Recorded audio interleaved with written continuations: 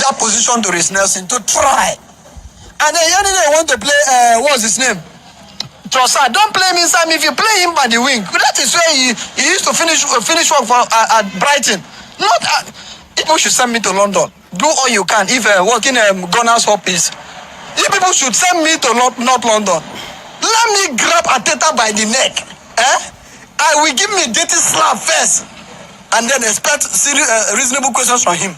So by the time I give him the next point, he will realize himself and know what to do.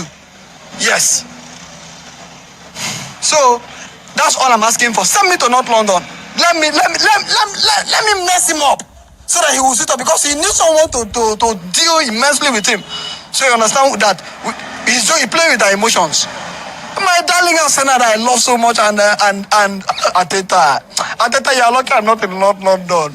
What I would have used the chemistry of Upper job. Ateta, don't worry. I'll be there soon. Pray before I get there. You should not remain there. Another thing I'm asking for is, if he does not improve, I should be Arsenal coach. Let me take up that job. I know what to do.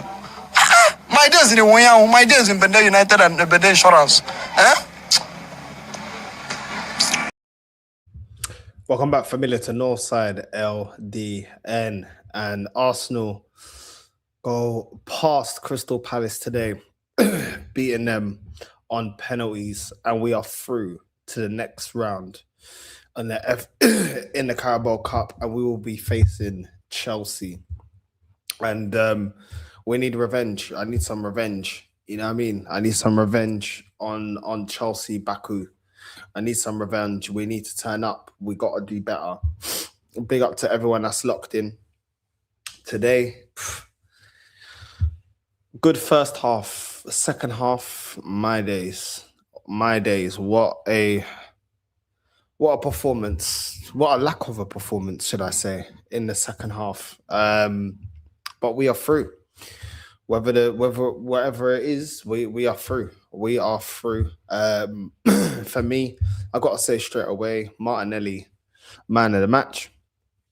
Martinelli was really good in the first half. Unfortunately, he came off just before the second half.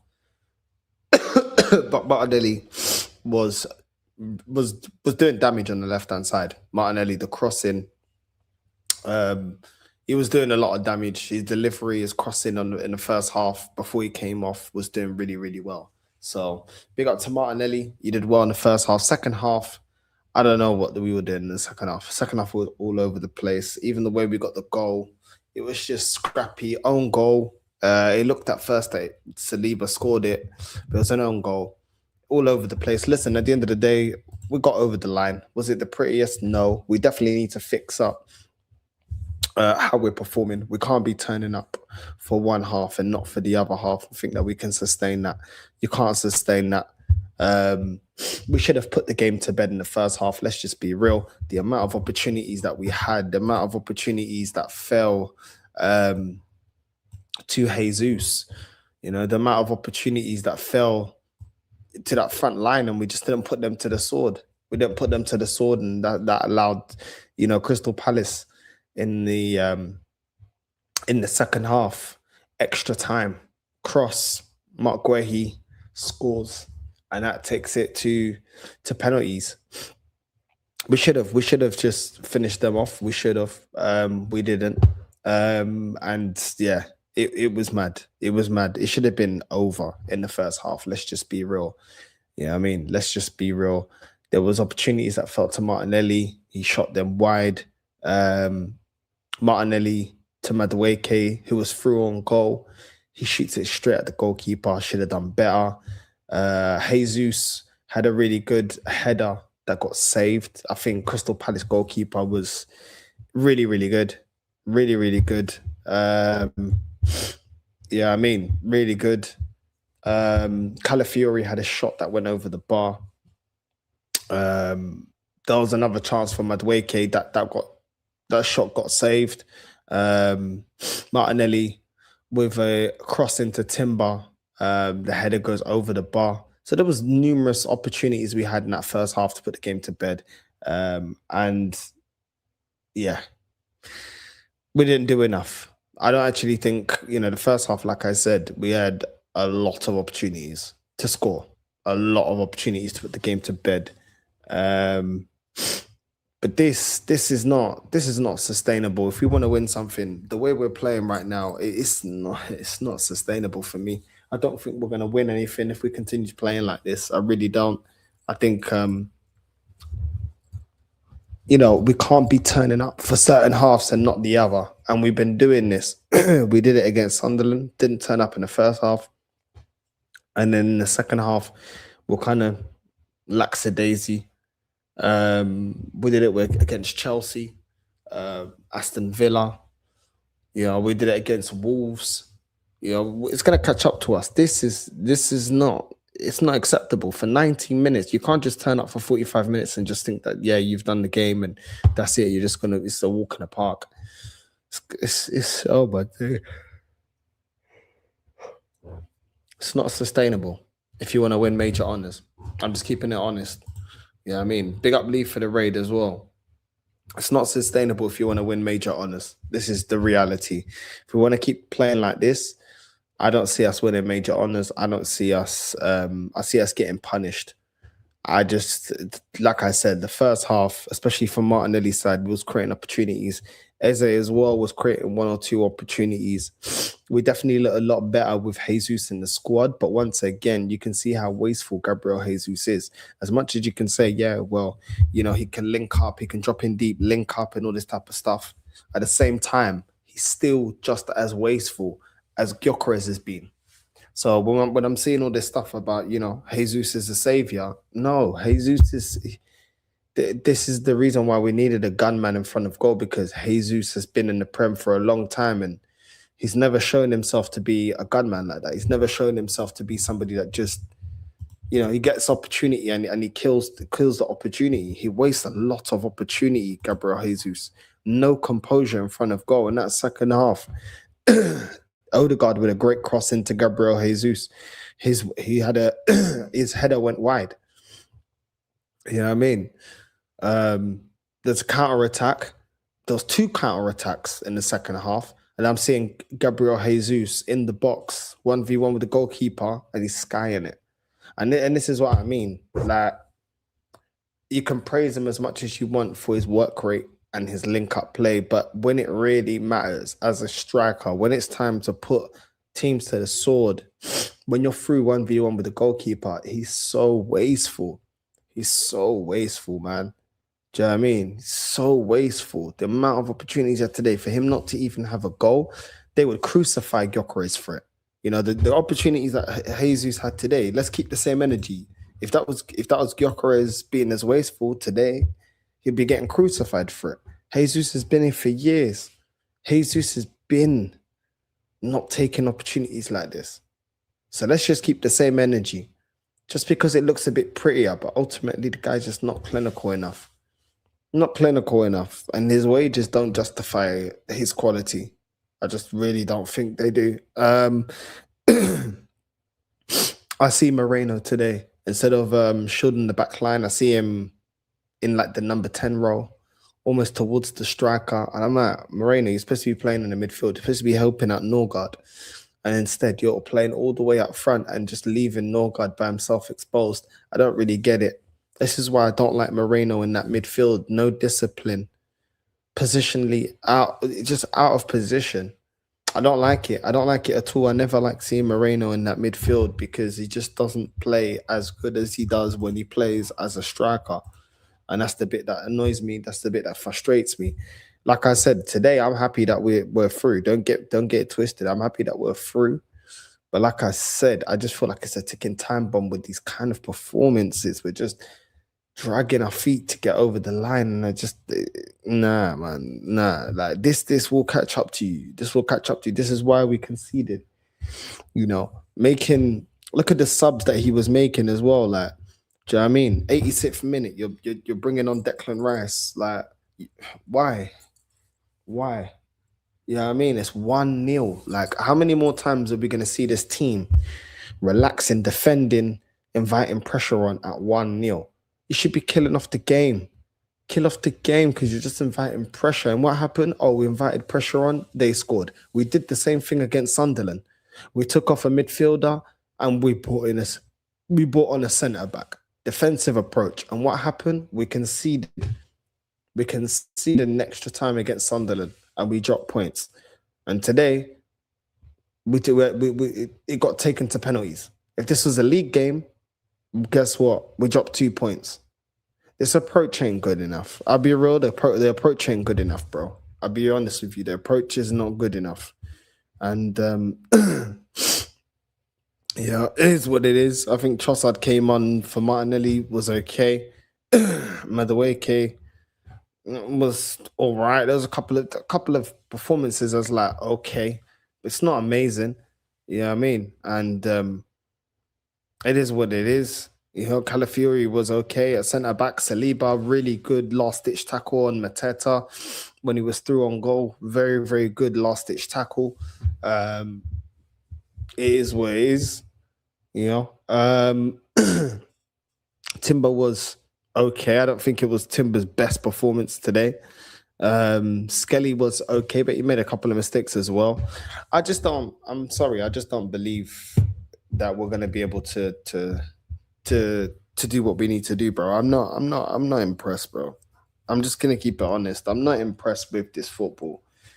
I'm sorry, but I have to keep it honest, and I just feel like we're getting away with it, but I feel like our luck is gonna run out. Like I really, you know, it ran out against Aston Villa, it ran out against Chelsea, it ran out against Sunderland. Like this is not good enough, man. We need to address the players' focus in the game. We need to address the approach as well. Do you know what I mean? But to go up 1-0 and then start defending, I don't know why this manager think that's a good idea. I really don't. Sometimes attack is the best form of defense, you know. And this team was built to attack. Let's not forget that this team was built to attack. This team was built to, you know, to put teams to the sword. It was built as an attacking team. And you look at how we played 22-23 and you look at the way we're playing right now, and it's like, especially when, you know, you're sitting back and defending when you don't have Declan Rice on the pitch, you don't have your starting centre-back pairing. You know, you've got Miles Lewis-Skelly at left-back. That's not good enough as a starting left-back because he's not a left-back in the first place. Do you know what I mean? Northside, that's a backup. That's not really trusted. It's like, come on, just stop with this. You know what I mean? Take the handbrake down. It is what it is. I think deep down, even the most positive Arsenal fans will know, like, yo, this is not. It's feeling like deja vu. I said it in my other match reaction. I said, yo, it's feeling like deja vu with Arsenal. I'll be real. You know what I mean?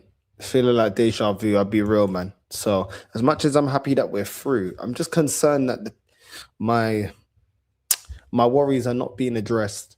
That's what's upsetting me. My worries are not being addressed when it comes to this squad, and I feel like it's a matter of time. And as much as people think that I want to say, oh, well, I told you so, I don't want to say I told you so. I actually just want this club just to do well. Do you know what I mean? I want to address the fact that, you know, why aren't we seeing Ethan? Like, why is Ethan being iced out of this team? I don't understand it. Like, he does bring a lot going forward. He can score goals. He proved that last season. Do you know what I mean? He proved that he can be a menace. He can be a problem against Club Brugge.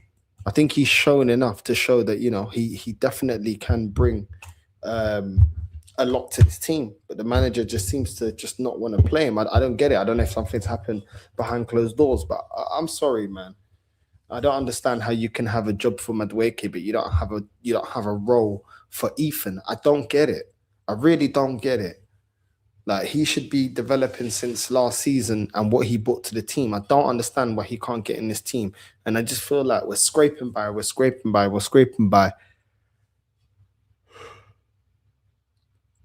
This is yeah. I'm just not. I'm not confident. I'm not confident. Take it on Chelsea as well. They seem to, you know, Chelsea in the next round. They seem to know how to play us. They seem to understand that. Yeah, we'll play Reece Nelson in the midfield. Yes, we've got Caicedo out, but play Reece Nelson. Sorry, not Reece Nelson. Reece James, and we'll play Reece James. Sorry, in the midfield, and we're going to lock up and we're going to make it difficult. Make sure Gusto's on job, Corella's on job, everyone's on job. Have Fofana there, and make sure you can't play through the middle and frustrate us and press the living hell out of us, because we don't like teams being physical. And we don't like teams that press. I don't know, man. I'm not. Yeah, I just feel like there's a lack of question. There's a lack of answers from this manager when big questions arise. You know what I mean? Like I said today, own goal, another own goal. We needed 2 own goals against Wolves. Sorry, but I'm not going to be jumping up and down for an own goal against Crystal Palace that in poor form, that got slapped up by flipping Leeds United, and we have a decent first half, and in the second half it's an absolute joke. I'm not jumping up and down for this. Like I'm not jumping up and down for this. I'm sorry. I expect more.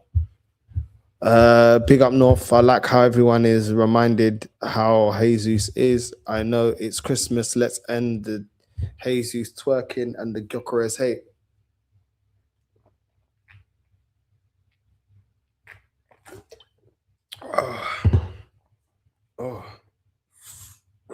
Flip it out. Felt like my chest was burning me. Okay. Now I hear it, man. PT Guna. I'm just saying, let's just keep the same energy in it, because I keep the same energy. I like my striker's got to be able to score his opportunities. Like I said, Jesus ain't good enough. Gyökeres definitely needs some accountability for his performances. But if they're gonna keep that energy with Gyökeres, they keep that energy with Jesus. This is why I never understood why they were looking at Jesus as the savior.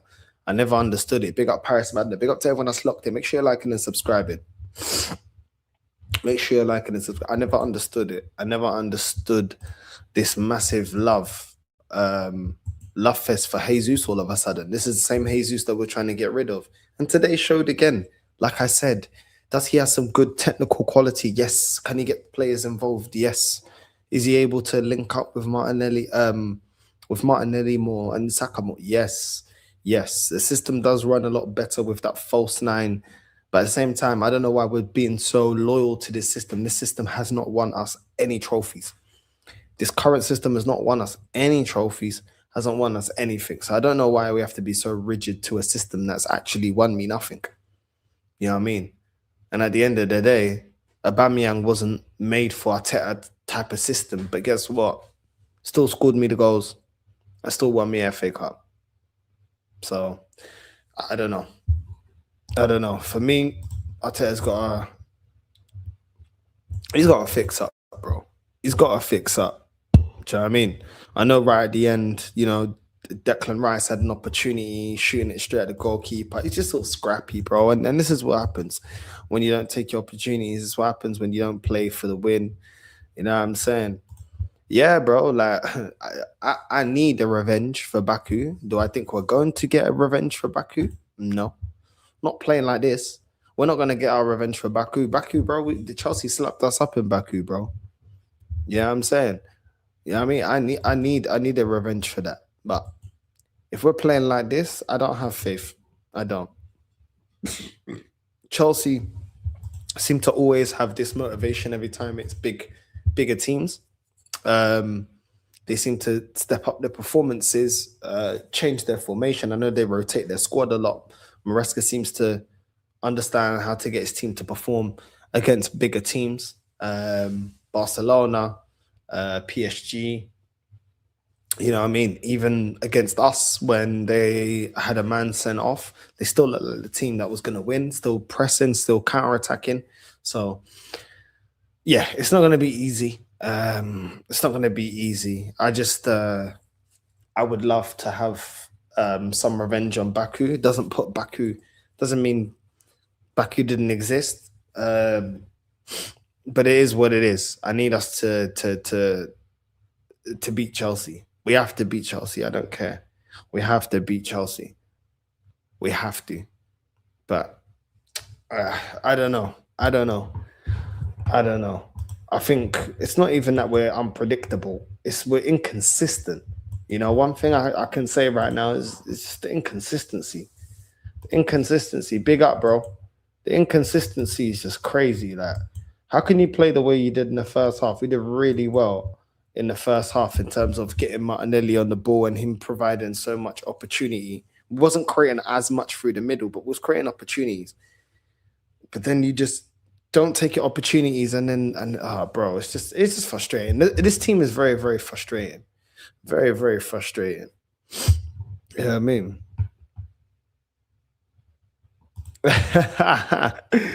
I'm shattered, bro. Let me put the link out. I'm absolutely shattered, bro. Yeah, I mean, these men, bro, I swear down. These men just think I live my life just chasing Nani, bro. Nah, bro.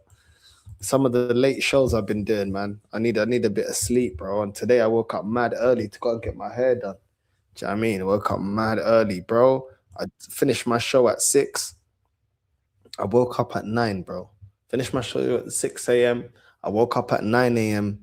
and then I went and go get my hair done. And I haven't stopped since. You know what I'm saying? So I'm absolutely shattered, bro. I'm absolutely shattered. You get me? But it is what it is, man. It is what it is. What are you saying, that star, bro? You good? Yeah, what's good, North? First and foremost, yeah, big up to 20K. Big the fuck up to 20K, yeah? You deserve it, brother. Living your life. I know you're mad tired. I hear it. The holiday season's getting everyone mad stressed, bro. Do you know what I'm saying? I've still got a lot of things to do. I still haven't wrapped all my presents yet. But anyway, like when it comes to the game tonight, I predicted this as well. I got the scoreline wrong. I predicted a 0-0, but I got the result. I got the result right. I had a feeling that it wasn't going to be a good night. Best believe. Like 8-7 on penalties, bro. Kepa diving the wrong way every single time. And then Lacroix, of course. Early Christmas present and all of that. You know them ones there. Kepa dives the same way and he somehow saves it. It wasn't really a save. He just guessed, innit? He just flopped that way, hoping that it was going to land in his direction, and it did. Like, we can't keep playing like this, brother. We can't be doing this. Like, we got Chelsea in the next round against Chelsea in February. My bad.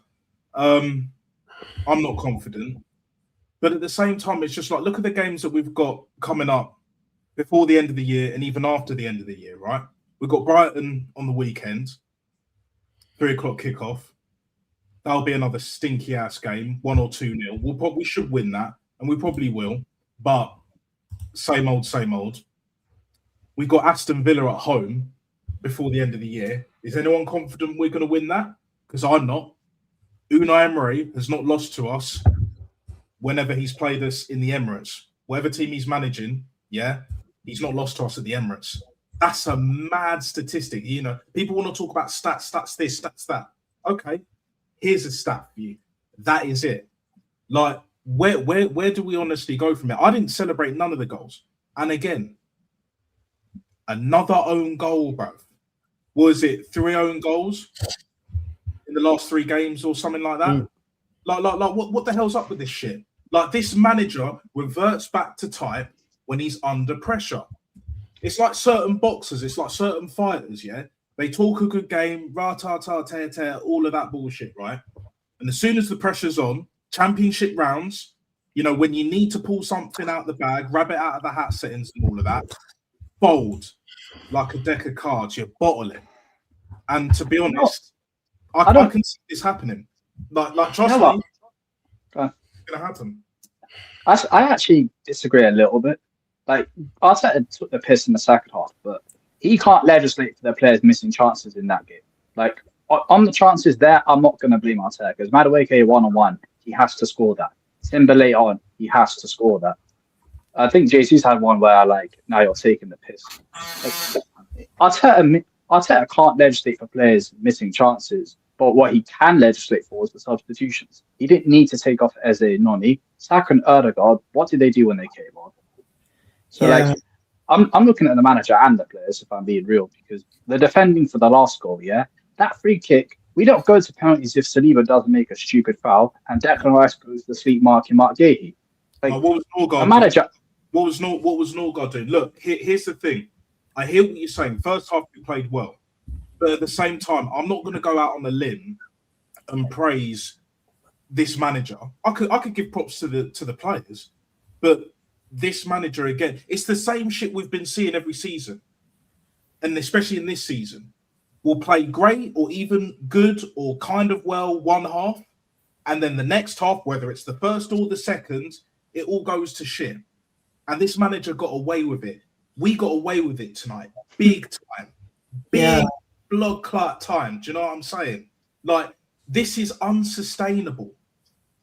Like this actually can't go on, because we're still in every single competition. We're in the semis of the League Cup now. We're in the FA Cup. He might chuck that away. Who knows? I don't want him to, but he probably will.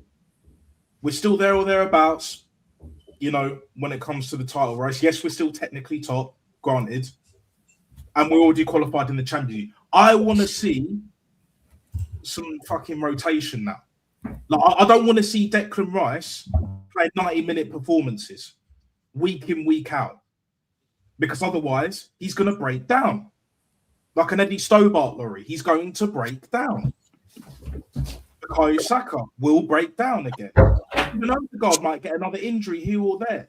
Like, this manager, I've said this before, I've said he refuses to believe in red zones. Say what you want about Arsene Wenger. Yeah, towards the latter stages, crap. But he always believed in red zones. He would never, ever play a player that wasn't even remotely 100% fit. Maybe if it was 80%, 75, maybe even 70, certain games, cool. In certain games. But never at 50. Never at 40, 30 or 20. This manager will play Bukayo Saka at 1%. And he's probably already done it. This is what we're dealing with. We're dealing with anti-football heritage. Anti-football heritage. The scorn of football. Period. Like honestly, guys, where do we go from here? Good first half, shit second half. Went to pens, we got away with it. It is what it is. Yeah, 100%, Natster. I absolutely agree with you right there, Natster. And big up to you, big up to AJ, and big up Northside for reaching 20K. I salute to you, my Godzilla, my tribal chief, my head of the table. Yeah, but yeah, all in all, Big up, Messi. Big up, Northside. You always make me smile, man. Just like, and today, like, yeah, we got away with it. I was a bit first half we were very good. Like Madueke, I've given him so much praise this season. He's been very terrific for us. He's been scoring goals and he's been creating a lot of chances. But today he was like, he's got to do better with his shooting. Like, he's got to try and bury it. And Martinelli as well. Martinelli for me was man of the match, because the amount of times he was cooking down that left-hand side on Crystal Palace's right back, and for that, Glasner had to take him off and bring on Nathaniel Klein, because apparently the right back that Palace had, Martinelli cooked him up, and then Klein came on, and then Martinelli, after when he got the cross, he looked in pain a bit. He was supposed to be taking off the field, but for some reason Arteta keeps him on the field, and then he takes him off for Trossard. But all in all, first half we were good, but second half we were poor. Like, the amount of times Jesus keeps creating one good chance and he can't even finish it on target. That's the thing that worries me. Our fan base are saying that he should be the savior of Arsenal. Well, unfortunately, he hasn't even improved on his goals, on his form since coming back from that long injury. And also, to top all of that, we did get a goal from another own goal. But it's just, the thing is, this whole own goal thing is becoming a bit too much. We've got to start scoring from open play. And the thing is that we were very lucky to win the semi-finals of the League Cup and play Chelsea in February. But the equalizer, did you guys see Calafiori, Northside, and Declan Rice all marking one Palace player, and then Gueye had every single time to just hit the ball straight into Kepa, all because of lackadaisical defending from Calafiori, Rice, and Northside. And the thing is, I was shocked when Palace got the equalizer, and big up to Gueye. But I knew it was going to be a penalty shootout anyway, because like we know that both of the teams, Arsenal and Palace, didn't even offer nothing at the end of the second 45 minutes, and then the penalty shootout began. Martin Ødegaard took the first penalty. I thought he was going to miss it because I still have nightmares from when he missed a penalty from the FA Cup to Manchester United last season. But we don't need to be reminded. Yeah, but he took his penalty well and gave us the first goal. And I think the second Arsenal player to take the penalty was Declan Rice. He looked a bit off the pace today, but he got the second penalty right. Then Saka got the third penalty, he scored, and then I think Moreno got the fourth penalty and he scored.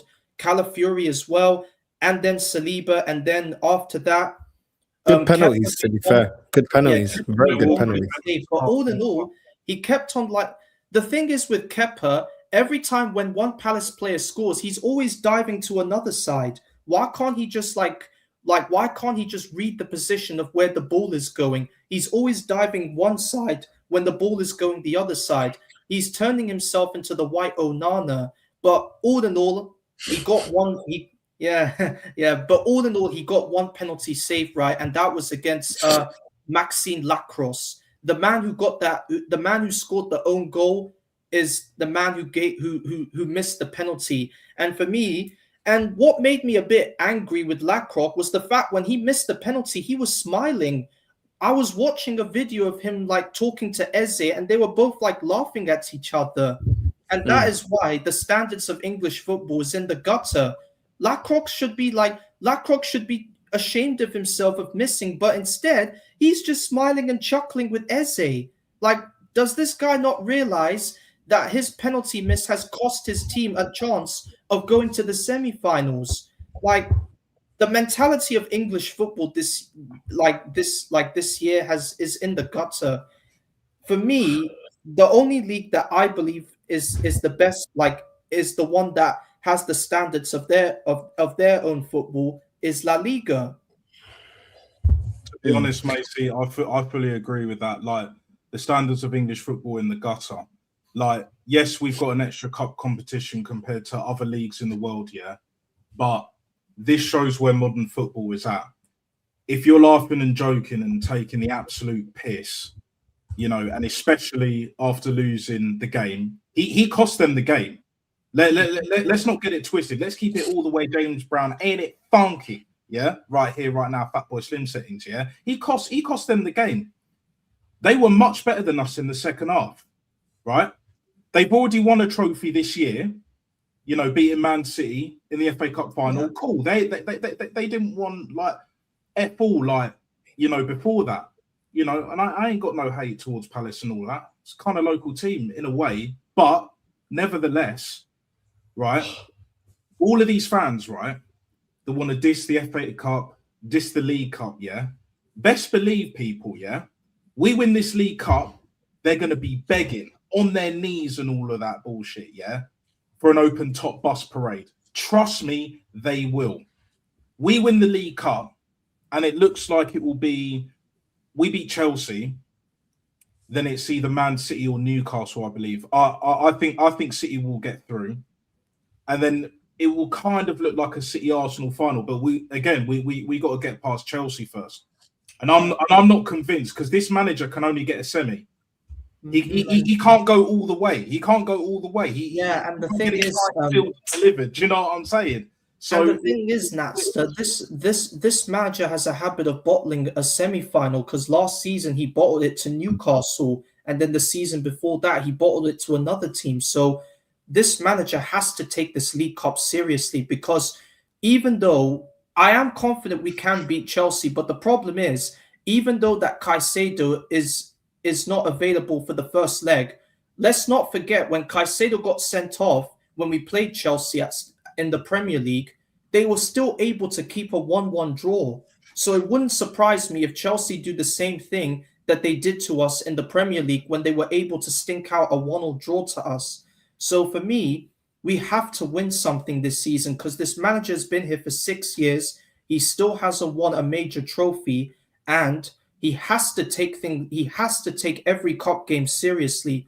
And any fan base who sits there and say, "Oh, but we don't want that cup. It's small. We want the big cups." I don't care. It's beneath a club like Arsenal. That's what we keep hearing. Yeah. It's beneath a club like Arsenal. But bearing in mind this as well, Macy, Caicedo, right? Caicedo's suspended for the first leg. So I don't want to hear nada about we couldn't get past Chelsea again. Oh, it was a tough day at the bridge or tough evening in the bridge. No. I don't want to hear that crap. I don't want to hear that shit, right? Yeah. If we're gonna do anything serious this season, right? Beat Chelsea, beat them lot, and then whether it's City or Newcastle in the final, most likely City, win that, and then we can start talking about league titles, maybe an FA Cup as well, and an outside chance of winning the Champions League. But if we don't win this competition, especially now that we're in the semi-finals, back once again for the Renegade Master, best believe that, I don't want to hear none of that talk. Point blank, period. I don't want to hear it. Yeah, 100% is like 100%. Like, I'm happy we're through to the semi-finals of the League Cup, but this manager had better not bottle another semi-final because he's done that so often in his career. Last season to Newcastle, the season before that he bottled it, and the season before that he bottled it. Because every time we are in a semi-final of something, especially the Champions League last season, he bottled that. Because he doesn't take things seriously. So this year, he has to take something seriously because we are it's good that we are in the semi-finals. We were able to stink out a 1-1 draw and take it to a penalty shootout. And we were able to convert all of our penalties all well. But apart from that, we've also got some tough Premier League games coming up as well on Saturday against Brighton. And let's not forget, the Brighton manager, Fabian Hürzeler, has got a decent record against Arteta. 2 draws over Super Mick Arteta last season, and it wouldn't surprise me if Brighton played this low block and then they were able to stink out something, maybe a draw. And then the Aston Villa game, this is the most nerviest of them all. Unai Emery at the Emirates. And remember, I'm still having goosebumps from when Emery beat us 2-0 in the 24 season, when we should have beaten Villa to be crowned champions, we didn't, and Villa beat us 2-0, and that was the year when we bottled the league completely. So if we do the same lackadaisical thing if we played the same kind of football and we played that against Villa, oh boy. And also Morgan Rogers as well. This guy, he's an absolute baller, and he's a finisher as well. Those goals against Manchester United, when the first goal that he scored against Manchester United, that was immense, and it wouldn't surprise me if he did the same thing to us. So those are the games that I'm worried about now. Cool, I'm happy we are through to the semi-finals, but we need to keep the momentum going into the two hardest games this season. Then we move on to the new year of 26. Well said. No, I hear it, man. I think, look, I don't think he took the game completely serious. We didn't start with Saka. We didn't start with Rice. Ultimately, we still had enough to get over the line, but I just don't feel like there's any adaptation. I think there was already signs before the Sunderland game, but we've been asking for this team to be able to transition a lot better, put a 90-minute performances, put teams to bed. I think from the Sunderland game till now, we've seen that he's going to continue doing what he wants to do. I do think Arteta seems to be a lot happier with Jesus, giving him a bit more control of the midfield, being able to link up and link up with Eze and give a couple bit an extra body in that midfield. and connect with the wingers a bit more than what Gyökeres is bringing to the team. But ultimately, we're still sticking to the same principles. We've seen this before. It's a bit alarming that most of our creativity in the first half was coming through Martinelli on the left-hand side. It wasn't coming through the middle. Eze was connected with Jesus, but he was so deep that he wasn't really able to do much in the final third. When we did find Jesus, he was just, even the start of the second half, there was a header from Saka. He heads it straight into Jesus. He's running through on goal, 1v1 with the goalkeeper, and he just absolutely skies it. And I'm like, bro, like, we just put you in. I think that was after the foul where they got the player that they got a player that got injured and got stretchered off. And it's like straight after the whistle blew again, Saka's put you straight through on goal. And what are you doing? Skying it. And it's like, this is the lack of composure that I'm talking about. It's frustrating. It's really, really frustrating. And Eze, for me, still needs to offer more. These kind of performances still not enough. You know what I mean? He was trying to go forward at times and do things, but I still wanted more from Eze. I feel like there's still a lot more. I feel like with Eze, there's still other levels to go up in his performances. Madueke, frustrating. There was an opportunity where we crossed it in the box. Madueke gets the ball and he takes forever to take the shot and he strikes it straight at the goalkeeper. And I'm like, Eze, just strike it first time. Don't let the goalkeeper set himself. Don't let the goalkeeper,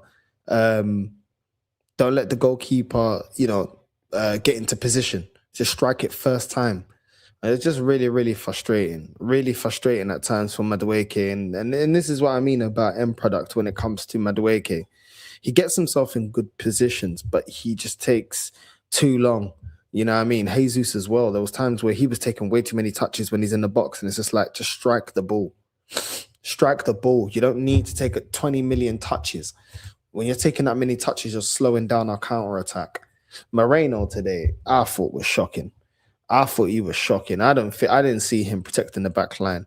At times, I actually felt sorry for Ødegaard. He was the only one positionally actually playing that six role. He weren't really having much luck. Moreno at times losing the ball in the midfield, but we've seen games where Moreno loses the ball in the midfield. This is not nothing. I've seen it this season. Do you know what I mean? I've seen it this season. Moreno playing in the midfield. He gets pressed. He loses the ball. He doesn't have enough time to turn. He's too slow. The way he receives the ball in the half turn, he's way too slow to play in that midfield. You know what I mean? And he just doesn't have it about him to play in that midfield for me, Moreno. He doesn't have the time and space. When he plays as a striker, you know what I mean? Back to goal, he's got a bit more time to control the ball on the half turn and link up. He don't have that time when he's playing in the midfield. And you've got the striker pressing him. You've got the number 10 pressing him. They've got the wingers pressing him. I don't think he can handle it. You know what I mean? I completely agree. I'm yet to see him have a good game in that midfield role. I think all Moreno's good games have been in the striker role. I just don't want to see him in that midfield. We always look vulnerable to counterattacks. He's always vulnerable to losing the ball on the press. You know what I mean? And for me, if you're not using him as a striker, I just don't really see the point of it, if I'll be completely honest. Lewis Skelly, I didn't think was amazing at left back, but once again, he hasn't been great at left back all season. So I'm not even surprised. I don't know why he can't be added to the midfield. We could have had Ødegaard in the 6 and we could have had Skelly in the 8 and then keep Eze in the 10. All of a sudden you have 2 midfielders that can go forward and that can travel, you know what I mean, with the ball.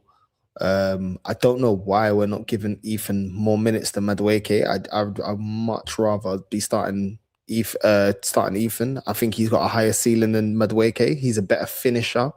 Let's just be real. His finishing last season is better than Madueke. He's direct like Madueke, and everybody loves Madueke's directness. Well, Ethan gives you that. And he's younger, and he seems to have more ability, and he's a player for me that I feel like there's more development there. But instead, we continue with Madueke. I don't understand this love fest for Madueke because this is exactly what Chelsea fans complained about. I just feel like overall, it doesn't really matter who we play. the overall problem is the team is not switched on for 90 minutes. And that should not be the case in 6 years deep. Shouldn't be the case. We shouldn't not be switched on in a Carabao Cup game against Crystal Palace where we're 1-0 when you know that what damage Crystal Palace can do. They've done damage to Liverpool this season. And whether people rate Liverpool or not, this Crystal Palace team can hurt you in a counter-attack. This Crystal Palace team has got goals in it. They are a dangerous side. And let's be real, that last-ditch tackle from Saliba, if he didn't get to that, you know Mateta's burying that. So they're dangerous. You can't sleep on this Palace team. They're a very, very good team. And just seemed like in the halftime, it just seemed like second half, it looked like we had no answers for them. They came out, they were winning the midfield battle. Walton was absolutely bossing that midfield. And it looked like we had no answer and we looked rattled. To me, it just looked like we looked rattled. And once again, it was like, okay, well, we're losing the battle. We're not winning the ball. Like I said, I just don't see that this is sign of champions. It's not. It doesn't feel like champions to me. The way we're playing, people will undermine what I'm saying, and we're gonna bring half volley. But at the same time, it's like, how many more games, how many more uninspiring wins do I need until I feel like we're going to get the result that reflects the way that we're playing? I just think there's too many performances right now that I look on it and I say, well, we're kind of lucky. We're lucky there. Oh, we got away with it there. I don't feel like you can win anything saying, oh, we're lucky there. We got away with it there. Oh, that was a tight one there. Oh, we just about got over the line there. It ain't very convincing. Half volley. We got the win today in penalties. What do you make of this overall performance? What do you make of, this game after the Everton game, Wolves game, the Aston Villa game? What do you make of this? We are through. What do you make of it, bro? What's your thoughts, bro?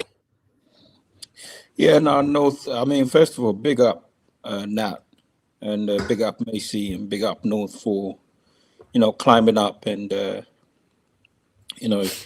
to the 20K mark. I'm sure there'll be more to come. This is only the start, and this platform. Big up, bro. Yeah, no, this platform serves a very important purpose by giving people the opportunity to come on and have a voice. And I'm grateful that, invite us on to talk about the club and where we're heading. So, much love to you, bro. But what I will say is that this club we're clearly stumbling our way to a bad result. You can see there's a bad result coming somewhere. Even if you put the Villa result to one side. Somebody said in the chat that we've literally not scored the last 3 games. There's 3 on goals. Right, so the optics might show that we're actually, but the ball's not hitting the back of the net. And when you were on earlier, North, I did say the manager has disrupted the balance of the team by trying to shoehorn his favourites back in the side. So I'm absolutely disgusted at the sight of Jesus leading our line in 2025. This is a 2023 operating system tactics being deployed in 2025. What the flipping hell is Jesus doing leading the front line in the competitive game for Arsenal Football Club in 2025? I'm absolutely so, and I know a lot of fans when he got injured and came back, like, oh, I can't wait for Jay-Z to come back. He's a low block killer. He's the same frustrating player. At 29 years old, he's not going to get better. So as the game panned out, like you said, we wasted a lot of chances. I mean, I went through a lot of emotions watching that game. Like you've seen this story before, the margins are not wide enough. We created some chances, and then Arteta does the predictable subs. I thought, Eze, he didn't particularly set the game alight, but he was actually starting to build some momentum. You can see he had a chance where he hit the shot against the player. So I didn't think he was playing bad. And if anybody deserved to come off, it should have been Jesus. Take Jesus off. Eze hasn't played for a while. What are you taking him off after 60-something minutes? This guy has barely had any game time. And I think what fans sometimes we don't appreciate is that lack of game time really does affect the player's confidence and performance. You're seeing that in Lewis Skelly, you're seeing that in Northside, you're seeing that in Eze. All the highs that he had after the North London derby, it's all died down. You can see there's a bit of a lack of confidence in the way he's playing. And it's the same with Lewis Skelly. So I think what I do appreciate is that I don't expect these fringe players to come in and put a 10 out of 10 performance. You're going to get a disjointed performance when you don't give your fringe players chance when you have the opportunity. And that's the problem Arteta's got. And I think one of the things that has become apparent as well is that when you look at the way Arteta is managing this season, there's no broader vision. I don't see a vision. He's so task-focused on the short term that he's losing sight of the big picture. And that's the problem. Do you remember, like, the season before we went unbeaten, Wenger said, you know, this team can go unbeaten, and he got ridiculed. He got laughed at. What happened next season? We went the whole season unbeaten. That's, for me, is vision. That tells me the manager's got vision on how he's going to win stuff, and he's going to deploy those tactics.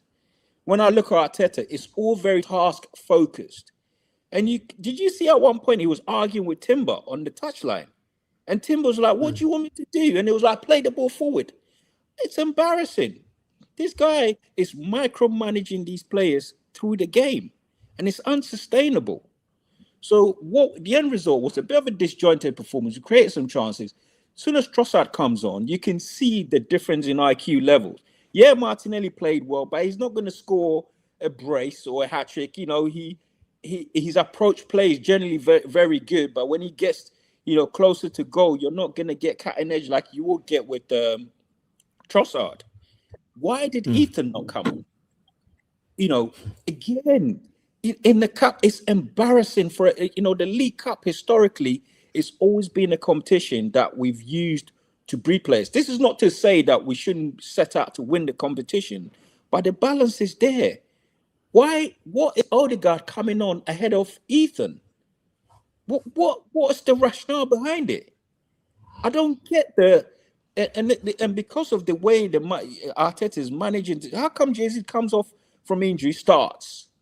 Havertz is going to come back. He's going to start, and he's going to get his triplets. His favorite triplets are now all going to be starting, and we're going to be back to 2023 settings.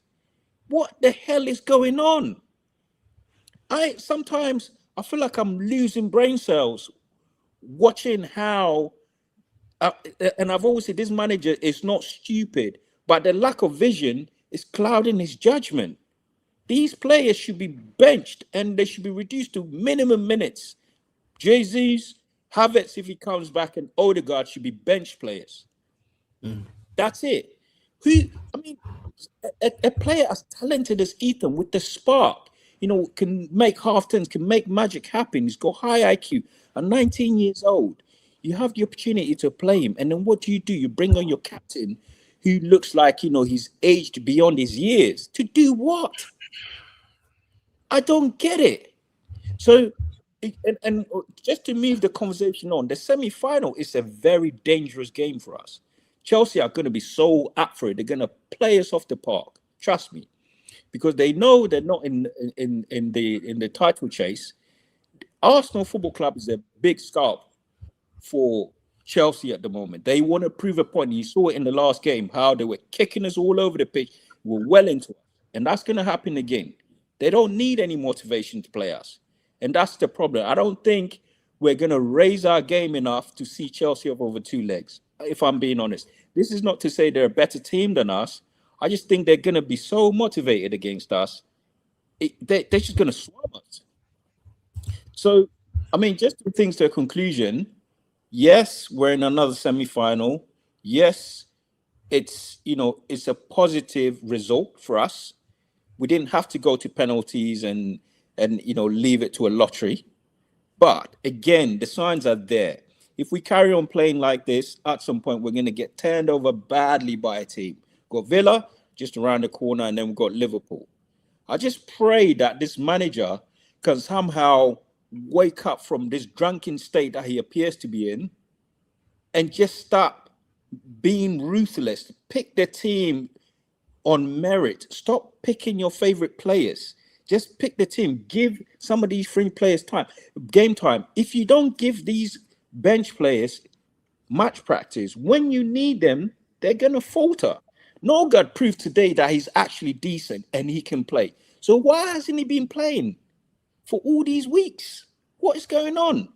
Brentford captain refused to warm in Arsenal Football Club's bench. Like I said the other day, it's embarrassing. So I'll leave it there. But, you know, we can see there's a bad result around the corner if we carry on playing like this. And that's the problem. 100% Volley. I just want to say this as well, right? You made a great point about the manager's lack of vision in terms of like long term, like the bigger picture. Because that's pretty much what I and others have been saying. Like, this manager is the epitome of short-term gain, long-term pain. And we're feeling, as fans, the effect still to this day with his decisions. And it's going to come to a point where he's going to have to rue them decisions. And he already is. He's going to live and die by them decisions. You know, Ethan, you know, he's one of our better players, hardly gets any minutes. Madueke, although he's been pretty decent for us, even though I didn't want him, like, there was a part of the game in the first half where he was through on goal. Martinelli actually played a good ball through to him, and he just hits it straight at the keeper, on the ground, not in the corners, doesn't test the keeper, because let's be real, Palace's keeper is probably one of their biggest weak points. He ain't that good. You know what I'm saying? He ain't that good. He showed it even in the penalty shootout. Granted, he did better. He was good today, though. He had some good. He did say some good shots there. Yeah, but you know the part I'm making of, like, he's like, yeah, like Kepa, he is what he is. But at the same time, like, when you stick to your guns with your favourites, you know, he made the decision a few years ago to make Ødegaard captain. That's going to be one of his biggest regrets, along with signing Havertz. You know, you signed Northside, right? 10 mil, sensible signing and all of that. Why don't you play him in certain other games? He could have played him in more games. Obviously, Ethan, even Dowman, before he got injured, he could have played in a few more games. There are other players. Like, you can't buy your way out of your own faults. Do you know what I'm saying? Sooner or later, you're going to have to live with the consequences of your actions, your decisions. He's the manager. The players can only do so much. Like, what you mentioned earlier, Half Volley, about, you know, Timber. I didn't see it personally. I'm doing a whole Wenger. Well, didn't see it. But anyway, like, it's like, you know, Timber saying, well, what am I meant to do? Exactly. Like, the whole micromanaging thing. We've been talking about this shit for years. We've been talking about it for years. Let the players play, especially when they have the ball. Now, without the ball, you have your way of setting up, being pragmatic, defensive. Cool. It's kept the goals conceded way down, especially in the league. Cool. No problem. But our attack, our creativity has suffered immensely, big time, to the point where he's at the crossroads. And I think, in my personal opinion, Berta has kind of put him at that point right here, right now, this season, where it's like, well, you have to win something. Even the likes of Ødegaard and the rest of them, man, there are like, you got to win something, you know, major. You got to win a major trophy this season. Okay, well, how is he going to do that at this rate with the way we're playing? Like I said earlier, it's unsustainable. That Chelsea game is going to be a tough ass game. They're going to kick us to pillar to post. You know, no Caicedo in the first leg. That won't matter. I'm telling you right here, right now, that will not matter. They'll have enough strength in depth, enough quality to deal with that. And bearing in mind, we've got to manage our own squad. Declan Rice, why did he come on the pitch today? Why was there need for him to have like 10, 15 minutes? We could have had Gyökeres for 10, 15 minutes. You're telling me Gyökeres couldn't take a penalty? You're telling me Ethan couldn't take a penalty? All the penalties were solid, apart from the last one, obviously, which was like, and Kepa, well, guessed the right way, didn't really save it, you know, hoped that it was going to go that way. It is what it is. I predicted this. But we can't keep playing like this and expecting us to, you know, for want of a better phrase, get to the promised land. Do you know what I'm saying? Win the Premier League. Have an outside shot. I think the system's not doing anything. Like, I'm I'm not seeing where this system is elevating us.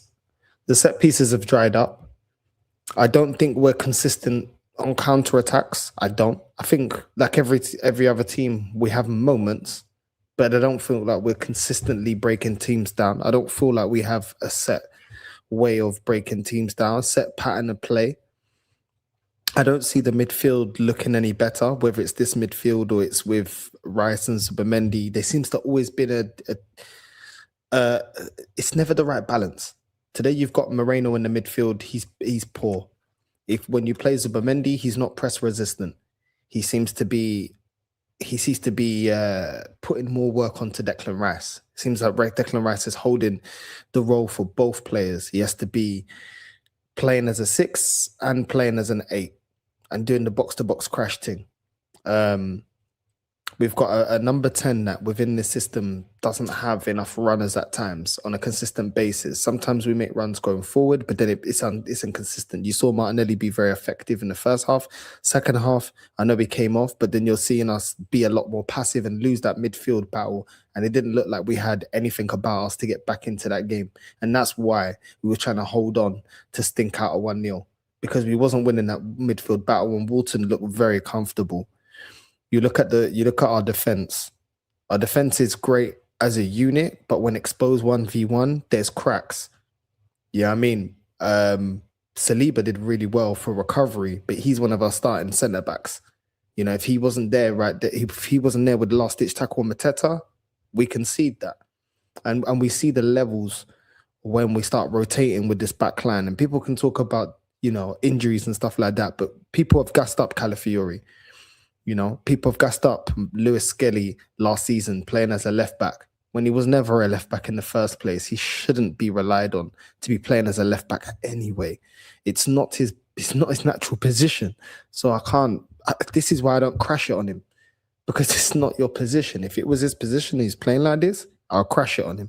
But at the end of the day, I can't crash it on a player that's filling in for us when in reality, this man management's put us where we are. At the end of the day, we see Martinelli be very wasteful against Everton and other teams like that. But we know that he's going to be inconsistent on the left-hand side of that attack. We've seen it for the last 2, 3, 4 years. So it's got to the point where it's like, well, you continue to play him on the left. This is what happens. Today he had a good game. I won't be surprised if he has a stinker against Aston Villa. Wouldn't be surprised. Looking at Jesus, once again, yes, he does the number 9 role really well in terms of linking up play. But this is why we said we needed a clinical goal scorer. Because these are the kind of games where you look at Jesus and you say, wow, okay, well, you got service today. And to be honest, in this game, he's got way more service than I've seen in any game Gyökeres ever get so far. And yet, look at what he does. How is he converting his chances? And this is a reminder why we needed an upgrade from Jesus. So when people are trying to rewrite history, Arsenal fans trying to rewrite history and say, oh, well, Jesus is back and my days, look at, based on the form, look at how good he's doing. No, it's being naive. There was a reason why we wanted an upgrade from him. And today's game proved exactly why. And it's not because he's come back from injury, because we've seen him play like this year in, year out. He'll have his moment. He'll have 1 or 2 games where he scores goals. He scores about 13 to 14 goals a season. And today shows why. Today shows why, because he can't look and say, look at service. Can't look at service today. Ødegaard put it on a plate for him. That cross, he should have scored that header. If that was Moreno would have scored that. Moreno's not even a striker. He had two. There was one that Martinelli put it on a plate for Jesus, and the second one was Ødegaard put it on a plate for you. Sorry, whether you're great header of the ball or not, you're a striker, you have to bury that. And if you're not burying that, the 3 1v1s with the goalkeeper, you have to be burying those ones. The fact is he buries neither of them. The 1v1s with the goalkeeper, don't bury them. And the crosses in the box put on a plate, you don't bury them. What are you doing up front? And this is why I told man that Moreno's a better striker than Jesus. He's a better striker. He's more clinical. He finds the back of the net, and he moves and operates better as a striker than Jesus. But Jesus is more of a busybody that can link up play and does the dirty work. A bit like Lacazette. We had the same thing with Lacazette. It was the exact same thing with Lacazette. Everything else was great, apart from the finishing. That was inconsistent. The right-hand side, Madueke, we're going to get performances like this because this is the type of player that we bought. We bought a player that is inconsistent in front of goal. So we have different inconsistencies in the team as individuals. Certain players, once again, playing the same position that we know we're not going to get a performance week in, week out. And we have a system, we have the wrong balance in the midfield. The defense, when exposed, looks shaky a lot of times. We do get exposed at times when we don't have our starting back four. And I just feel like, what are we actually doing to rectify this? Because we've been saying this against Everton, Wolves. We said it all the way back when we were winning games against Fulham and Aston Villa. Bro, since the start of the season, we've been saying that this team does not look, the system doesn't quite look right. And unlike Pep, people can talk shit about Pep all they want. The guy will keep tweaking things that don't work. He'll keep moving things around. He'll keep adjusting. He'll keep doing experiments, even to the point of sometimes you're like, what are you doing? When he finds it, he will eventually find it. It's like with him, it's more like a Rubik's Cube. He'll find it and then boom, it will all align. Arteta, to me, doesn't come across like that. He will try experiments that seem far-fetched. Most of them don't work. As much as we can praise him for Moreno, well, guess what? Moreno up front is great. Stop playing him in the midfield. Lewis Skelly seems like a prospect in the midfield. Why do you keep playing him at left back? Martinelli has shown he's not a left winger. Stop flipping playing him on the left wing. He's a striker. It's about getting the balance right. And when he does get the team balance right, the odd occasion he does, the approach is wrong. We're going to sit back. We're not going to attack. Everybody get back. Didn't you see the way he was shouting at, I think it was at Calafiori, the way he was shouting at Calafiori? I don't even know what he's shouting at him for. He's playing as a centre-back in this game. What do you need to shout at him for? What do you want him to do? Do you want him to take over the whole team? Do you want him to invert even more as a centre-back? I don't get it. What are you shouting at him for? This guy, I don't get what's going on. Why is it that you're... And I agree with Half Volley. And I'm going to shut up now, let the man them talk. But I agree. Why every single game the ball goes out of play, you're screaming, shouting instructions? Have you not given them enough instructions before the game? I don't get it. Outside the technical box, shouting like this. Bro, the manager looks stressed. He looks stressed. I swear down, the last couple of games, he looks stressed, bro.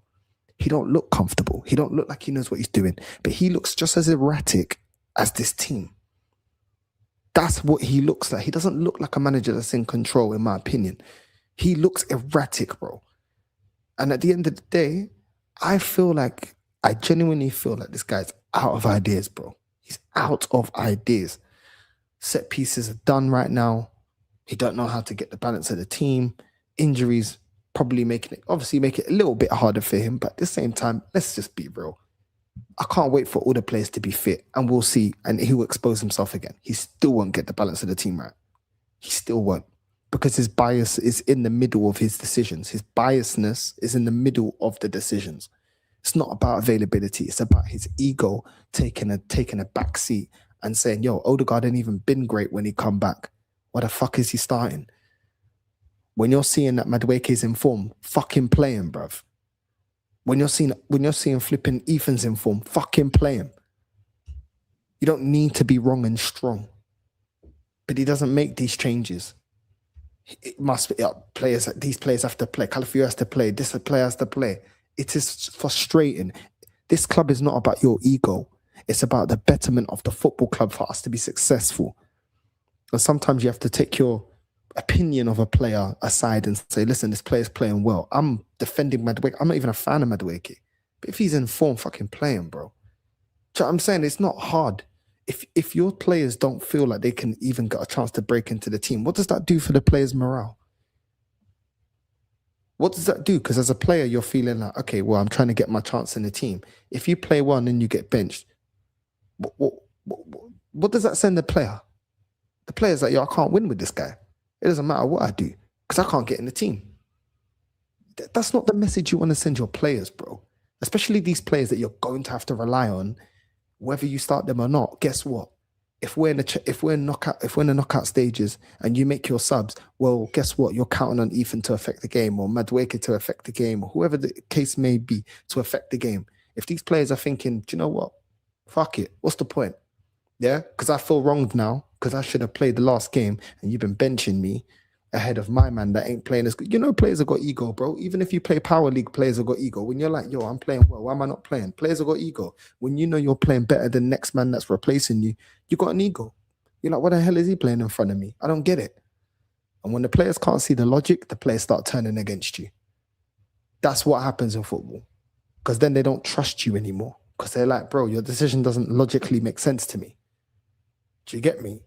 And unless you're lifting trophies, Pep all the time you'd see his players get annoyed. He put an arm around him. But guess what? In the end, do you know how he calmed them down? They were lifting trophies. So in the end, they could be like, okay, they had their little ego, but in the end, we're lifting trophies. So calm. Fergie, same thing. Right, I'm playing you. Right, Nani, you're playing. Right. Well, Luis Saha, cool, you're coming off the bench. Chicharito, you're coming off the bench. You're playing a bit part player in this team, right? But in the end, we got the trophy. Everybody shush. We don't have that. Players are going to get annoyed, bro. Players are going to get annoyed, especially when international competitions are coming up, World Cups and things like that. You think these players ain't going to be pissed off, bro? What did Tuchel say about Skelly? You can't get into the team, you ain't getting enough games. Yeah, don't you think he's looking back at this manager saying, hold the fuck on? Why I'm not getting in the fucking team? Because you're playing me at fucking left back, bro. You're taking the piss. You're fucking up my international career, bro. Internationals, World Cups and that, they don't come around all the time. They don't come around all the time. You'll probably have 3 or 4 World Cups in your career, maybe. And that's if you're playing well and you're playing at a big club. You think players ain't gonna be pissed off at that? You think they're not going to be like, you're taking the piss, bro. You're not playing me in my position, bro. And then now Tuchel's telling me I can't get into the team because I ain't getting enough games. Fuck this. I want to go out on loan. Tell my agent I want to go out on loan. Fuck this. We think that these things don't happen. These things happen at lower league. These things happen, bro. Yeah, but this manager ultimately, he's on borrowed time and he knows it. Like, that's why he's feeling the pressure, because certain decisions that he's been making, especially this season, right? Yeah. It's got to that point where performance-wise, we have not been better than even arguably last season. Definitely not the season before that and the season before that, the 22-23 season. Like, we know he runs the players into the ground. We know he's got a massive ego. We know he's wrong and strong way too many times, right? Like, at the end of the day, you know, these players, I believe personally, have already had enough of him. But because they're on ridiculously high wages, they're not going to say nothing to the manager. They ain't going to say shit, and they ain't going to do shit either. Even the likes of Declan Rice that are on 240k a week. You got Ødegaard on like 240. You got Havertz on 285. You got Jesus on 265. You got Saka's on 190, 100k goal bonus. Like, what are we doing here? Like, this whole system, like not even just the system, the foundation is all wrong with the football club. And really and truly, it comes from right at the top, the Cronkies. They gave this manager the opportunity of a lifetime. Let's be real. If it was any of us, we would take it. 5 mil a year. But my fucking hand off. And not only that, Josh Kroenke decided to give this manager the manager role. He changed the role from head coach to manager. If he stayed at head coach, 2 things would have happened. Either he would have even elevated more than what he's already done at the moment, or he would not be here. But him being the manager, £50 million a year and all of that, making certain decisions like making Ødegaard captain and all of that, he's building this kind of safe environment where he cannot be questioned, he cannot be touched. You know, no one's going to say or do a bad word about him. You know, the media's on his side, this, that, and the third. The players are quite content for now. but he's playing a very dangerous game of Jenga. That's going to be my analogy. He's playing a very dangerous game of Jenga. All it takes is one piece pulled out and it all collapses.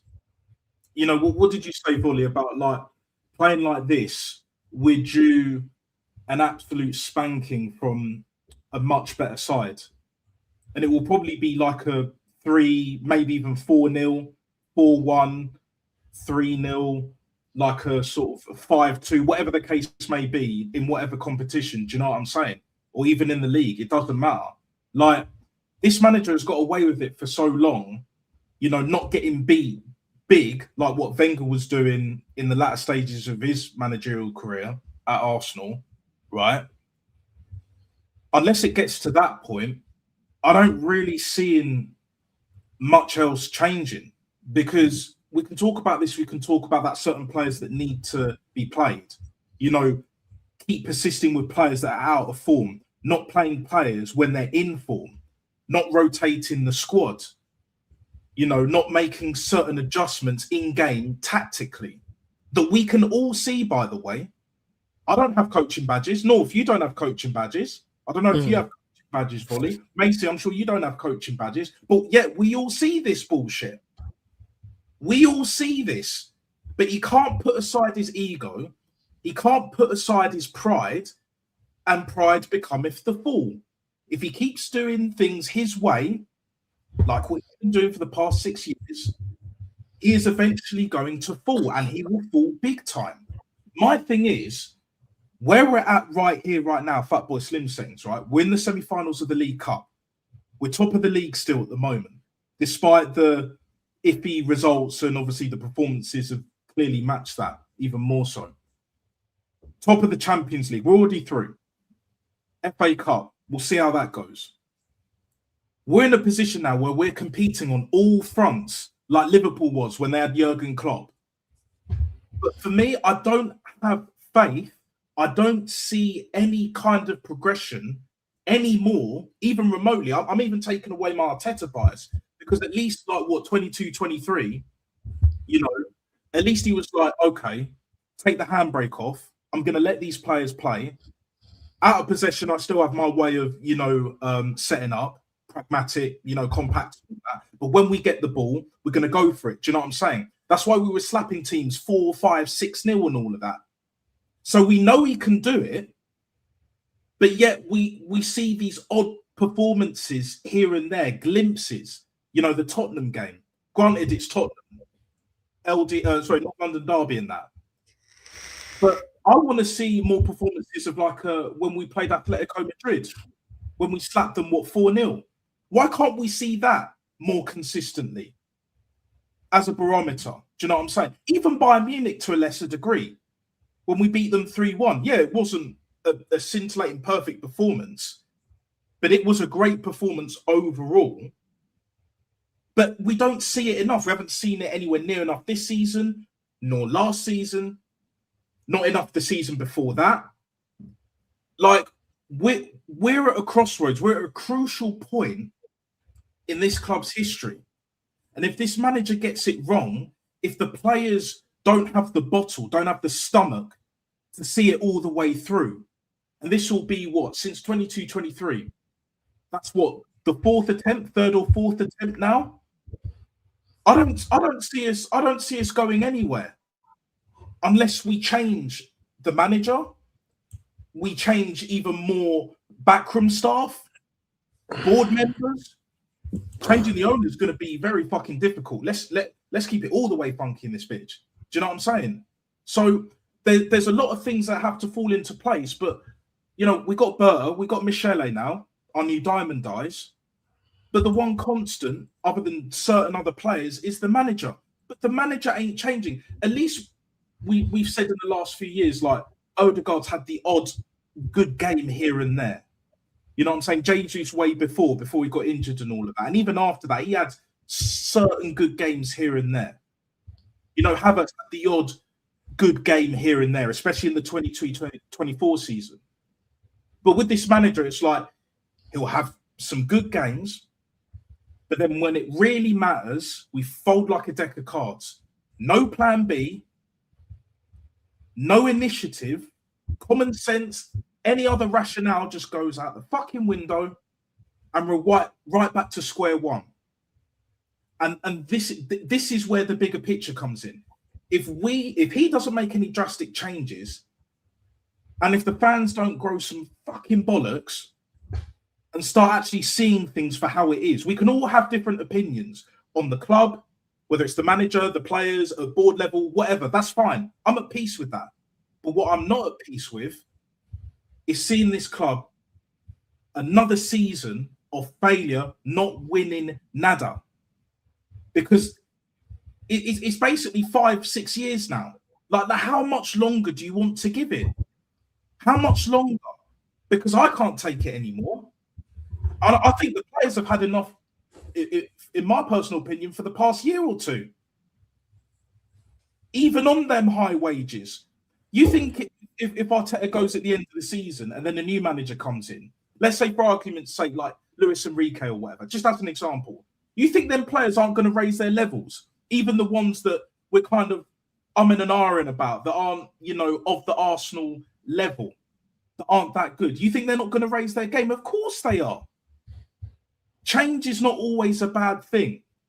But when you keep with the same thing year in, year out, week in, week out, day in, day out, people will get sick of it. Not just certain members of the fan base, but the players, the backroom staff, and even the board members. We've let a couple go. This ain't going to change unless we get it right. But on the pitch, in particular, with this manager doing the same shit, reverting back to type, I personally don't see where that change is going to come from, or even if it's going to happen, especially when we need it the most. So I'm gonna leave it at that, but that's just my thoughts on that situation. I hear it. How's the rest of you guys feeling about it? Like, going forward, we do have Villa, we do have Liverpool. Do you see any change in the horizon? Do you see this manager doing anything different? How do you guys feel about it going forward, away from this game? I think for me, Northside, I think the Villa game is a bit tricky because for me, like, they're flying high in the table, like they're still behind Man City in the table, and it wouldn't surprise me if they did a double over us for the second time in one season, like the 23-24 season, when they beat us twice, 1-0 at Villa Park and then 2-0 at the Emirates. So I'll be surprised if they did a double over us this season. So we shouldn't take Villa lightly. And also the Brighton game as well. As I said before, the manager of Fabian Hürzeler, their manager who's got a very good record against Arteta. He had his number last season with 2 draws at the Emirates and at the IMAX. And also going forward to the 2026 calendar year, we got a lot of other big games coming up. We've got Leeds coming up. We've got Bournemouth to play. We've got Liverpool, Manchester United, Inter Milan in the Champions League too, as well. So those games, going forward to the rest of the season, that is gonna prove that if we are gonna compete for a trophy, or if we're just gonna fuck around the same way we did that last season when we got so many draws, and that cost us the opportunity to win the league, and Liverpool won the league. So that's why I am a bit pretty nervous of the Brighton game on Saturday, and then next week against Aston Villa. Those 2 games are the most trickiest of them all. And we know this manager, he likes to play his favorite players every single game, and every time he plays them, they sometimes play well, or they just they don't perform well. So today some of the players, I'll hold my hands up and say some of them played okay. Martinelli played all right. Trossard played all right. Northside, apart from that equalizing goal, that Crystal Palace scored, he was at fault for that goal, but he did play all right throughout the whole match, like throughout the whole minute just before when Gueye got that equalizer. So that's the thing. Like some of the players like we have, they do turn up they sometimes do turn up, but nowadays they just think that they just sometimes like want to like mess around. So today, like Crystal Palace, like Oliver Glasner, he came out and said that this will be his last season as head coach of Crystal Palace. And it would be surprising if Palace went to the semi-finals, but they're not going, so what's the point? But all in all, I'm happy we are in the semi-finals, as I said, but I'm not confident about facing Chelsea. And listen, I know Lee and Troops, like they are a bit pumped up and say that they want to like get some revenge from Baku years ago, and Lee was also like fist pumping. He said that he was confident that we can beat Chelsea, and even though even though Lee might be right, I hope he proves me. I hope he's right. But let's not forget that Chelsea, even though we've still not lost to them ever since Bodley and the rest of the Clear Lake company took over their football club.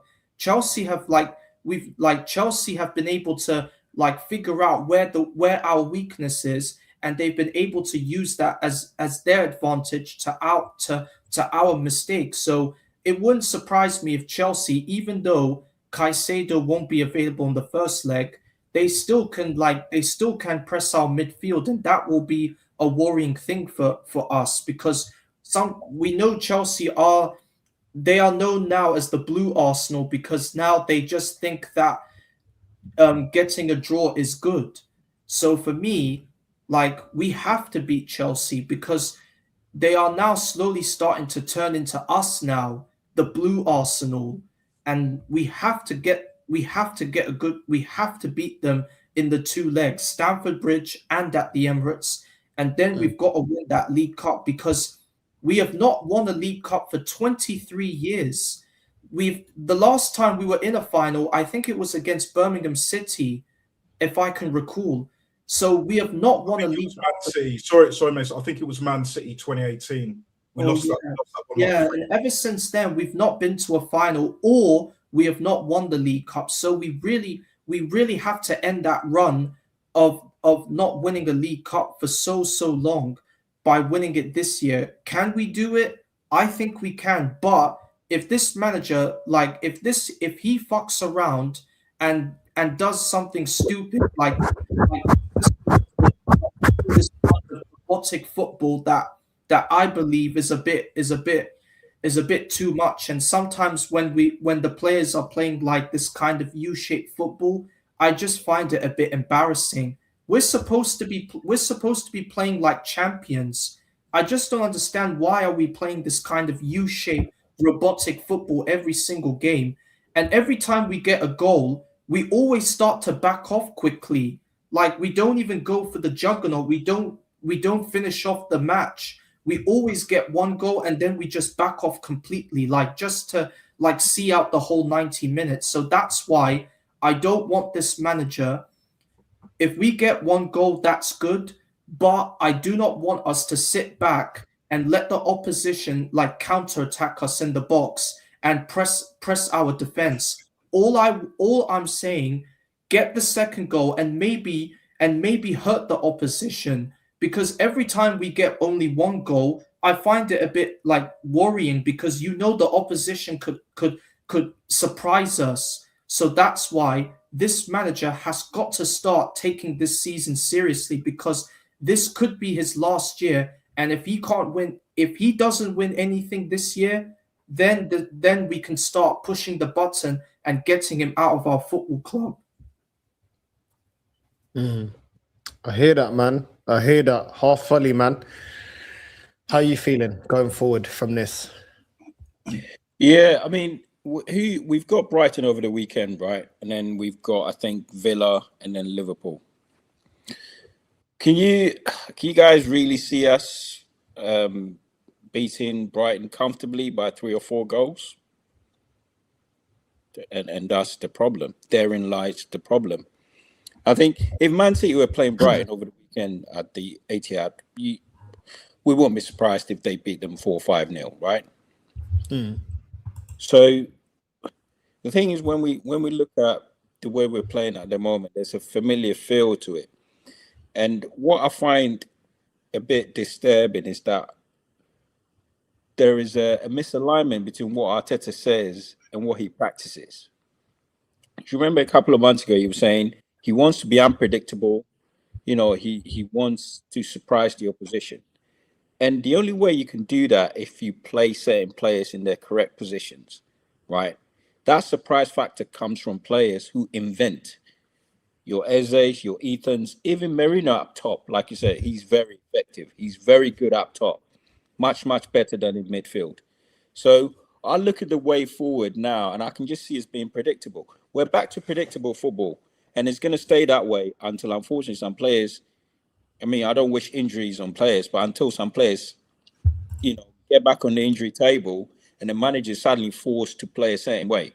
So at Brighton, we know he's going to pick his favourites. He's going to be predictable. We'll probably score, try and sit on it, get a second goal or concede a Saka punch. You can just see this all has a really familiar feel to it. And that's the problem for me. There is nothing that we're seeing that we can say, actually, this feels a bit different, you know. Or we might, you know, if we might be able to engineer some result because we're playing differently. We're playing the same way. And this is closely linked to the players that he has available. Your Jesus, your Ødegaard, and soon Havertz will come into the fold, like I said. And it will be the same familiar feel that we had back in 22-23. So I'm not confident.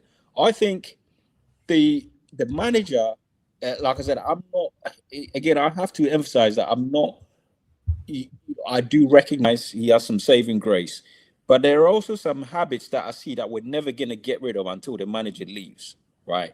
Some of the attributes that he's displaying and the way the team is playing, you can't fix it unless you really change the manager. So he's picking his favorites. He's playing a certain way. Like Macy said, you know, he score a goal, we try and sit on it. We're not widening the margins enough.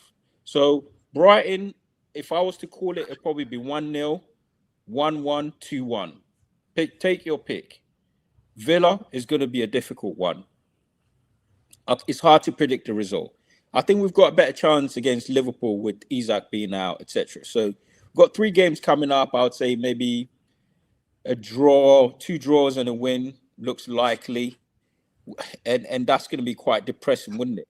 So I don't know. You know, the thing that really pisses me off, right, is that the squad, like I said, the resources that this manager's got available now is the best that we've ever had in the Emirates era.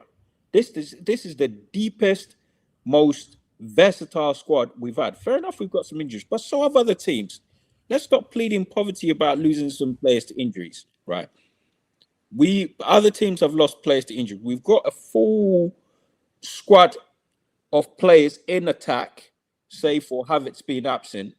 The squad is there, and we can play a different way if the manager was braver.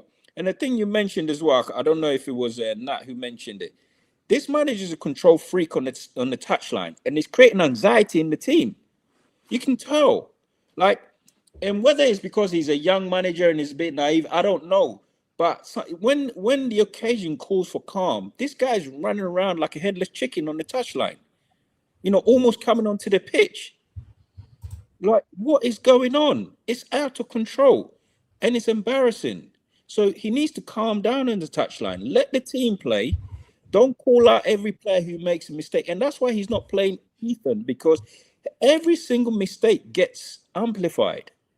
And, you know, for me, the turning point for me was the Villa game, right? He had a chance to rotate during the Brentford game. Didn't do that. For me, that was the turning point. And it's been chaos since. He then goes and plays Eze on the wing to accommodate Ødegaard. We have a very poor first half. He then bins Eze halftime, completely destroys his confidence. And you can see that, like I said, football can be a very psychological game. You don't expect players you don't get to play to suddenly come on the pitch and perform. You know, and that's the challenge some of these players have got. You look at Eze now, at Palace, you know, he was very brave doing all these things. Now he looks a bit timid when he's got the ball. Why? Because the manager no longer trusts him. And he hooked him at half time for a defensive mistake that he wasn't familiar with. The manager set him up to fail. Why? Again, because he wants to play his favorite, the weakest captain we've ever had in the Emirates era. It's embarrassing, as I say, to see such a profile of a player leading our club and being the captain of our side. Again today, bailing out of 50-50 tackles. At one point, him and Merino were tracking a Palace player in midfield. And what did he do? He just chickened out and left Merino to deal with it.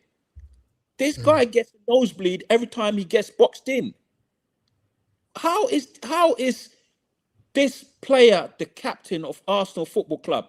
What merit, what attributes, what leadership qualities has he got to be leading this club? And the manager's failing to see that and insist on playing him. So, because he's instilled him in the core part of a team, it's affecting everything. That's why we've become predictable. The sideways football that you mentioned, Macy, the horseshoe style of attacking, that's something we've seen in the last 2-3 years. That changed a little bit when we bought these group of players and Eze came in. But suddenly we've gone back to the same mode. The manager is not learning. So next 3 games, you're going to see the same. We're going to stumble away. We might get a result. We might beat Brighton. We might beat Villa. We might beat Liverpool. But I tell you what, there's a bad result waiting for us. It's inevitable that's going to happen. And there's going to be a massive fallout from it. And the thing with these Arteta sexuals, we're winning, you know, just calm down. Why are you complaining? Why do you guys always jump on the internet where we win? You always want to be proven right. No, because we've seen the story play out before. We've seen this on repeat so many times.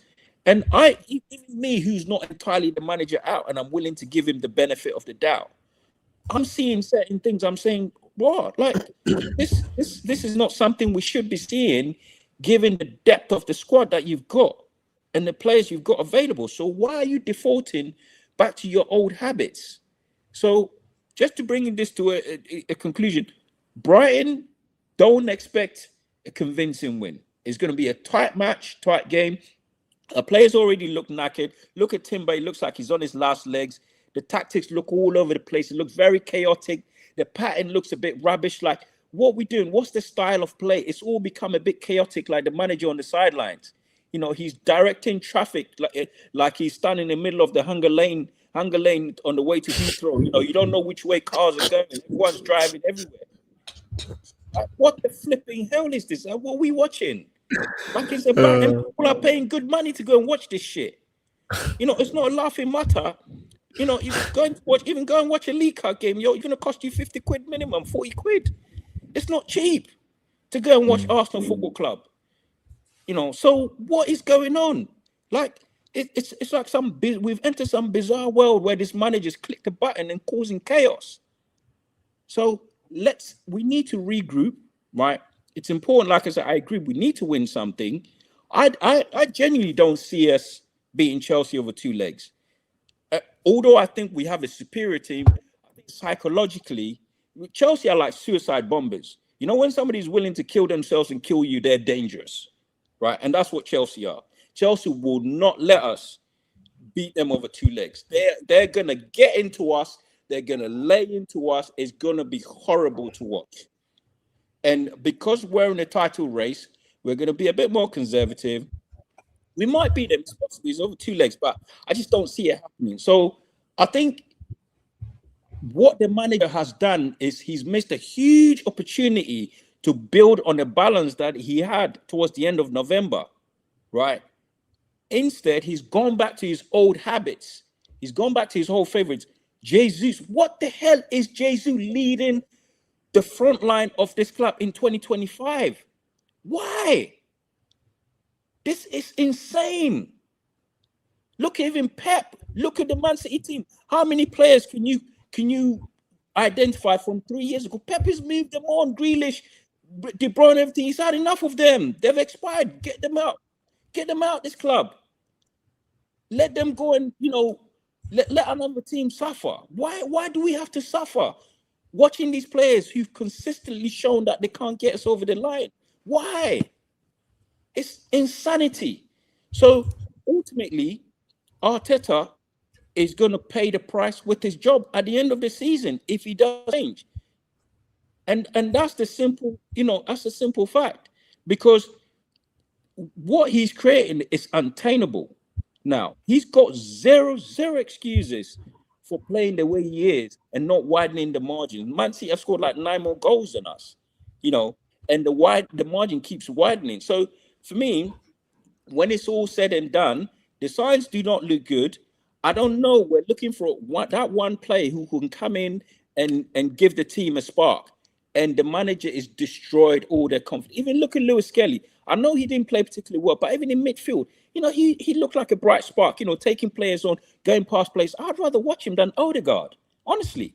Like, put Lewis Kelly in midfield, you get a bit of bite, you get a bit of power, you get a bit of pace, and, he's taking players out. Why can't we play that way? What is preventing this manager from deploying these tactics? He has the talent, so why is he not doing it?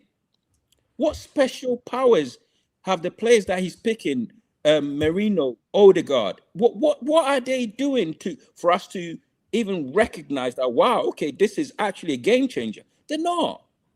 So what the hell is going on? So we will be back on this stream, North, on Saturday after Brighton game, and we'll be having this same conversation, unfortunately. Because you know what? He's making people like you that believe that he can change or that he can grow, let's say. Because let's be real, if you back the manager, you've believed in his potential. So he was somebody that you'd think that you thought, okay, potentially with time he can grow into a certain type of manager. What he's showing you, to all of us, but specifically you guys that back the manager, is that he isn't as he's not somebody that learns from time. He's not somebody that takes risks, calculated risks. He's not somebody that learns from his mistakes. He's somebody that reverts to safety first. And safety first is okay for a certain level of stability, but when you want to be a winner, there's a ceiling to that safety first approach. Let's defend. Let's make sure we, let's not concede too many goals. It's all damage control. But when are we going to cause damage? When you're going to put the handbrake down and say, right, we're going to cause damage. We're going to go for the jugular. We're going to make sure that we get over the line. And I think 6 years is more than enough time to prove yourself at a team and a club that you have had money and you have had the power to create the team in your image. This is not an inherited team by Arteta. This is his team, and he's had enough time with it. And I think that's why he doesn't have the excuses anymore, because the excuses were, first of all, that he needed his team, that he needed to build a team in his image and he needs to get his players. These are all his players, all of them. He's decided contract renewals. He decided certain players that come through the door. He decides which players get game time and which ones don't. He doesn't have that anymore. He can't say that this is an inherited situation. He has been part of every decision at this football club, and we know that for a fact. And this is why he accepted his new contract that he got last season. Even players that sign new contracts, people were like, yo, they want to play for Mikel. Why? Because it's his team. It's his team. I do think that voice that he had before is diminishing. I do think it is diminishing. But at the same time, let's not go on like he hasn't got here getting things his way. They have completely backed him. He can never walk. The day that he gets sacked, and I can't wait till he gets sacked because he's not good enough and he deserves to get sacked. He can never look at this team and say, well, I wasn't backed on this, or, they didn't back me on this, or that's that. Look at Maresca at Chelsea. He's telling them, I need a new centre-back. I need this, I need that. I told you I need this, I need that. You guys are, no, we're not going to give it to you. Arteta doesn't get treated like that at Arsenal. Doesn't get treated like that. You know what I mean? I know this season, Liverpool got, loads of players coming through. Arteta's been given a lot of money, man. A lot of money. He was able to break the transfer record to get Declan Rice. He was able to go and get, Gyökeres. He was able to go and get Trusty, numerous goalkeepers, numerous defenders, numerous defensive midfielders. He's been able to have the power to do whatever he wants at this football club. Nobody can ever tell me he's had any restraints, because he has had no restraints. Every single time he wants to go out there and get a player, he's been able to get the player. He wanted Kivio, he went and got Kivio. He's been able to get whatever he wants, bro. When he wanted ESR sold, ESR got sold. When he wanted Nketiah sold, Nketiah got sold. What decision has he had to live with? So then when we're sat here, and people like yourself that were like, okay, you got a certain level of belief in the manager, he's making you guys look bad because he's showing you his true colors, and his true colors is he ain't willing to change. He's not even willing to take criticism, bro. Every time we get criticized, he starts talking about he's won community shields. Oh, why are you talking about defensive football? Oh, look at the stats. Look at the context. This manager takes the people that support him for a dickhead, bro. I'll be real. He takes it for a dickhead, because when you're sitting there talking about free community shields, you don't get what it means to be an Arsenal manager. You don't, bro. Because even the most positive Arsenal fan, you can't, unless your name's Hooks, you can't sit there and tell me a manager of Arsenal Football Club should be looking at his 6-year tenure talking to us about community shields. I'm sorry. It's embarrassing. It is embarrassing to be talking like that. That's not, and then we want to laugh at Spurs. Come on, bro. That's a delusional thing to be saying, bro. Like, you can't be defending your tenure with free community shields. You can't sit there and say and get your back up last season when you've been asking about getting a striker when we did need a clinical striker. Then you go out there and actually show that we need a clinical striker, and you're not able to embed him in the team. And as soon as you get the opportunity, you're like, yeah, let's go with Jesus. Let's go back with the same mode that failed before. It don't make sense. It don't make sense. It shows a man that is arrogant and a man that can't admit when he's wrong. And I think the worst thing that person can be is be wrong and strong. I won't be wrong and strong if we win the league. I'm not going to be wrong and strong on this channel. So many people bantered me before. No, what are you going to do? What are you going to do if Arsenal win the league? I said, I'm going to continue doing what I always do. Say my truth.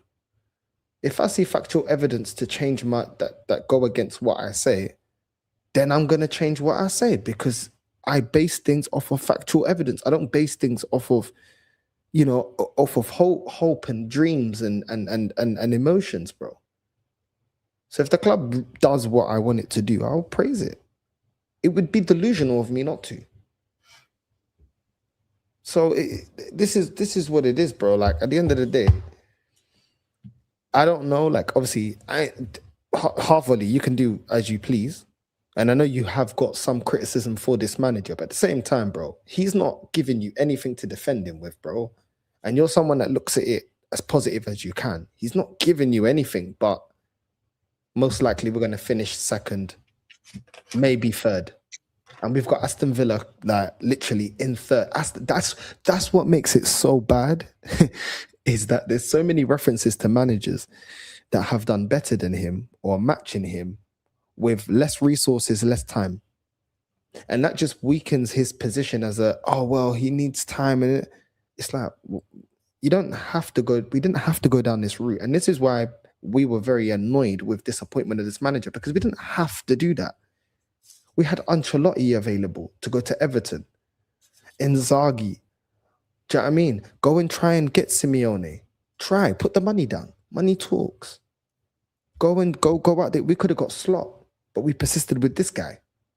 When you look at the options that we have lost, and I'm not saying we'd get all of them before somebody starts going over the top. Let's not be stupid. But you're telling me that Spurs can attract Conte and Mourinho, and we can't attract a top manager? You're telling me that? That don't make no sense to me. Liverpool didn't win a league title in years before they got Slot. You're telling me we can't attract a Slot to Arsenal? Or Klopp. I'm sorry, Klopp. You know what I'm saying? You're telling me we couldn't do that? We couldn't go and find Slot? People say there's no one better than Super Mick Arteta. Slot comes to the league in his first year, wins it. Every time they tell me there's nobody better, we see managers that are better. It just doesn't make any sense, bro. It don't make any sense. We could have got Hansi Flick. We could have got Hansi Flick, but we gave this manager another contract. Why are we persistent with this guy? For what? Why? I don't get it. Like, I don't get it. There's winners all over. There's bare winners out here. And we persist with this guy because it has to happen under Mikel Arteta. But why does it? Does his dad own the club? Like, I don't get it. Do you know what they're doing? You know, with the last 10 years of Wenger, when they're like, no, certain fans were like, we must stick with Wenger. They're doing that same energy with Arteta. The difference is, this guy ain't won 3 league titles. He ain't won league doubles. He didn't win me the league at White Hart Lane. The difference is you don't have the CV of Wenger. So why do you get the level of support Wenger had? Wenger built that support for his first 10 years. Why do you just get handed that? And you've done nothing to deserve that. It makes no logical sense. It actually doesn't. Wenger had the basis of why. Bro, I understood it, even though I understood why people still love Wenger, because for a while, I still had that love for Wenger. It did make sense because he's done it already, and he didn't just do it once, twice, done it 3 times. So it made sense. He was going up against Fergie, but he still was getting over the line. Not every year, but every other year. It made sense that some people still felt like he could get back to those heights. This guy's never been at that heights. And he's been given everything. And what makes it worse is you can look at Wenger and you can actually go, rah, with less, he did more. With less. So why the hell is this guy getting looked at like he's some magician? I don't think it's an achievement getting top 4. But I do think it's a hell of a lot harder to get top 4 when you're losing your best players and you ain't given the money to really go out there and replace the quality that's leaving. We don't even have our best players leaving no more. So what's the excuse? And yet we were still comfortably getting top 4. But man are looking like this guy's a magician.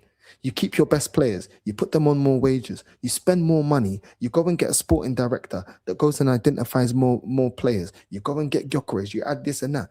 Bro, look at the level of players that we were losing. They were winning league titles with Man City, Barcelona, and Man United, bro. That was the level of talent that Wenger was losing. That's the level of talent.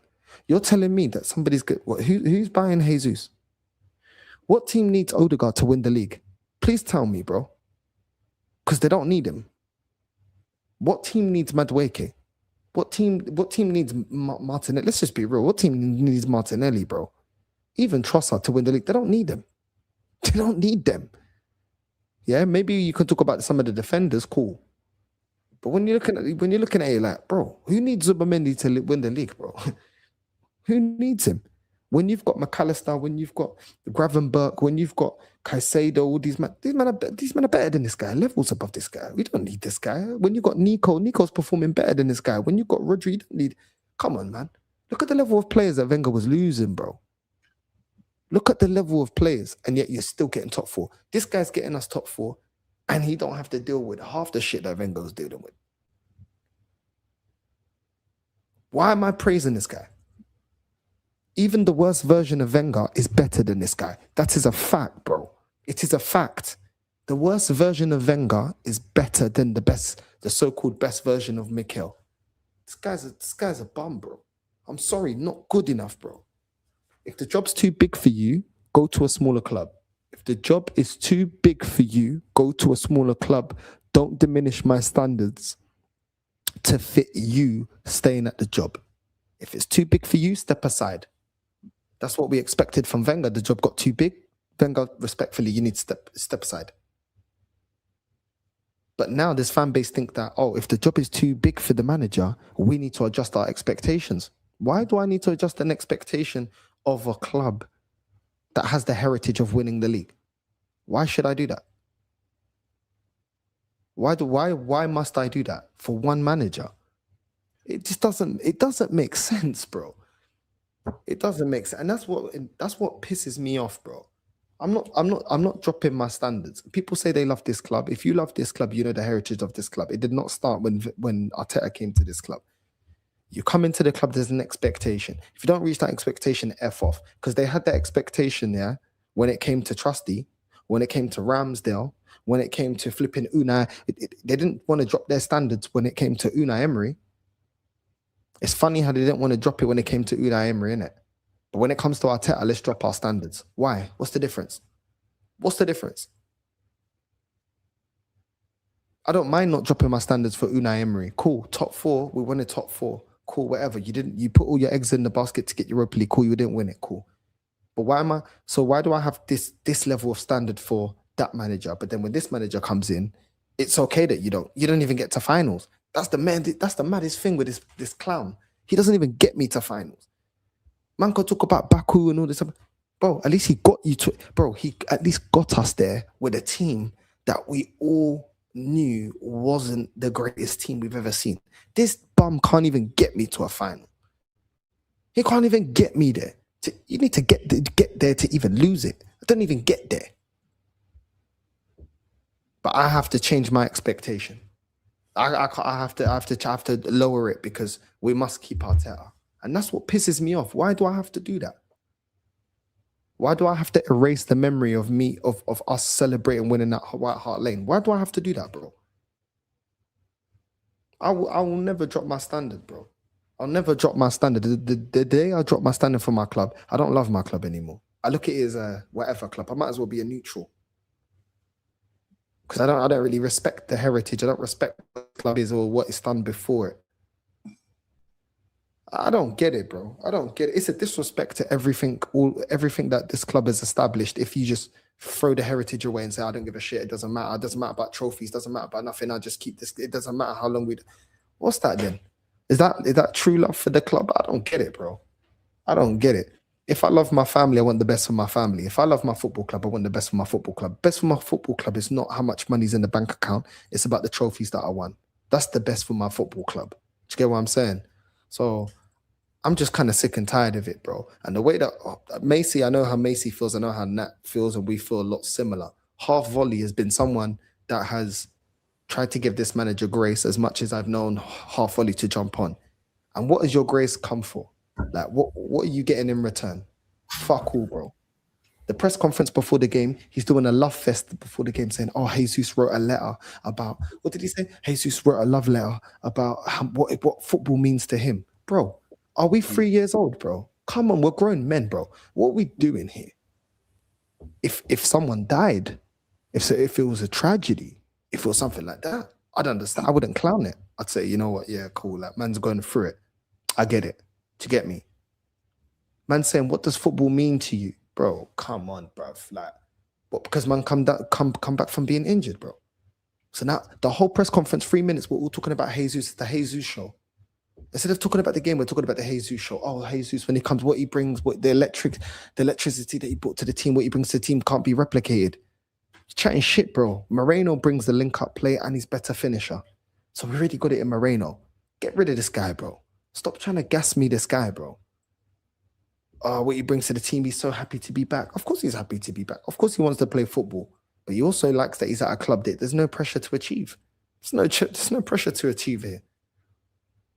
There's no pressure to achieve here. This is why Rob Holding and El Nenes and that were taking money. This is why they were chilling, bro. These men were chilling. Iwobi was eating good as well. Bare players are eat good here at this club. Bare players are good here without doing fuck all, bro. Shamaks and Sendroses and Almunias, and this has been a long time where man have been eating good off this club doing nothing, bro. Fuck all. And this family is too stupid enough to call it out. Too stupid enough to call it out. And these men are eating good, chilling, relaxing. How long? Reece Nelson's still here, eating good. Eating caviar, 100k a week. Eating good. Don't worry about it, though. Don't worry about it. Don't call him out. Only call him out when he's gone. Then, you know what I mean? If he goes to a good club, he's a snake. I'm tired of this, man. I'm tired of this. I don't want to keep feeling like this about this club, bro. But I'm tired of it. And when you speak about it every day, it starts. I have enough. It's like, bro, why can't man just see the reality, bro? Reality isn't always good, innit? But reality, when you accept reality, you get clarity. Look at my reality. Look here. Look at this reality. I'm living proof of the reality. This is what's happened. I deal with it. I could be in denial at my mum's house. I'm not. I'm dealing with the reality. Man need to start fucking waking up and stop trying to wish everything to be amazing, bro. See it for what it is. And if it ain't working out, then it's time to go. I'm just done with this fantasy stuff with this club, man. I'm done, man. Fucking 21 years, bro. I'm seeing us go into this cup and I'm happy that we're through, but I'm like, yo, are we going to win it though? In my heart, I don't feel like we are. And then it's just going to be more embarrassing when we got slapped up against Chelsea. And then, bro, it's just a merry-go-round. I agree with Hooks. I agree with halftime volley, bro. What looks different? What looks different about this team? It looks the same. It looks the same, bro. I don't know, man. This club really disappoints me. Behind all my anger, my cussing, all of that, behind all of that is deep, deep disappointment with this club. It's disappointment. And some people may not look at it like that. They just, North is angry, North is... Behind that, the reality is, I'm extremely disappointed with this club, bro. And I've been disappointed with this club for a very long time. And that's why I have vim towards this club. Because this club has let me down too many fucking times. To the point where I'm telling you, I am numb to this fucking club. I am numb to any of this fan base that don't like me. I don't give a fuck. Because the level of disappointment this club is giving me, I don't give a shit anymore.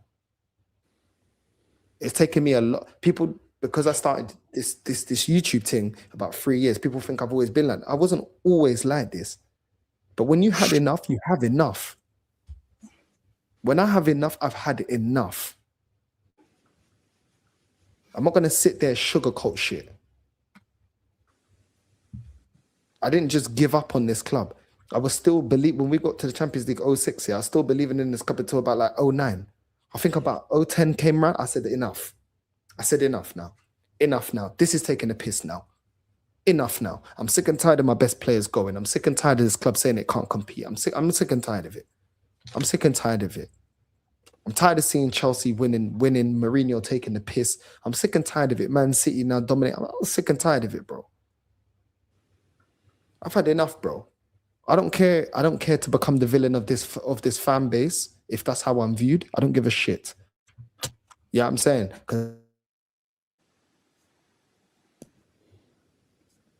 Imagine my whole adult life, I ain't seen one fucking parade. I ain't seen no major honor. Like, no major honor since 13. Are you fucking dumb? And I'm supposed to be more patient. Be patient when? Until I'm in a fucking mobility scooter. I can't even get down to the fucking parade. You know what I'm saying? What's going on? Only parade I see is is a carnival, bro. Come on, bro. Man say more patient, more fucking patient. I'm 33, bruv. How much more patient does man want me to be? Nah, bruv. Nah. So I'm saying, bro, I'm just tired of it, bro. I'm sick and tired of it, bro. And that's why the people that defend this shit, I look at them as the enemy, because I'm like, you're perpetuating this shit. You are perpetuating it. And then they'll say there's nothing we can do. It's funny when the whole fan base are all for Unai Emery out, Unai Emery leaves. When the fan base got together, stopped going up to games and didn't want Wenger here, Wenger left. It's funny how the fan base have no power, but every time the fan base actually come together, what happens? We actually do get change. It's funny that, isn't it? I'm just saying. Everybody loves Arteta here. The majority, he stays. They didn't like Unai Emery. Did he stay? Did he stay against the fans' will? No, they didn't. He got kicked out. So it's funny how the fans ain't got no power in it. When it's convenient, the fans ain't got no power. Do you know, we're at this point as well, and it's brilliant what you said, North, but we're at that point where when this manager does go, and he will go at some point, let's be real, whether you backed him for a year, 2 years, 3 years, 5 years, damn near this whole time, right? When he eventually goes, right, the next manager we bring in, whoever it is, but I'll give this. I'll put this out as an example. Let's say, for argument's sake, I know I've said it already. We get in Luis Enrique. Yeah. Let's say, for argument's sake, we get Luis Enrique before the start of next season, next year, right? After what he's done with PSG, etc., etc. Do you think the same fan base that have been backing this manager, Jim Jones, Captain Black looking ass motherfucker from, you know, Mr. On Settings and all of that, right? You think they're going to back Luis Enrique the same way that they've been backing Mikel Arteta for 6 years? It ain't happening. We've already seen this with Wenger, with Unai Emery, when Unai Emery took over. Do you know what I'm saying? This cycle is going to keep repeating. And the only way it realistically changes, there's two ways that it changes, right? Either we get a new owner, which is very, very unlikely, or the fans start growing a pair of proper fucking bollocks, unite, and just be like, okay, you've been backing this manager, I haven't been backing this manager, the rest of you guys are kind of on the fence here and there, whatever the case may be, right? But enough's enough. We need change. The players have had enough. The backroom staff have had enough. Even the board are getting sick of Arteta. Let's be real.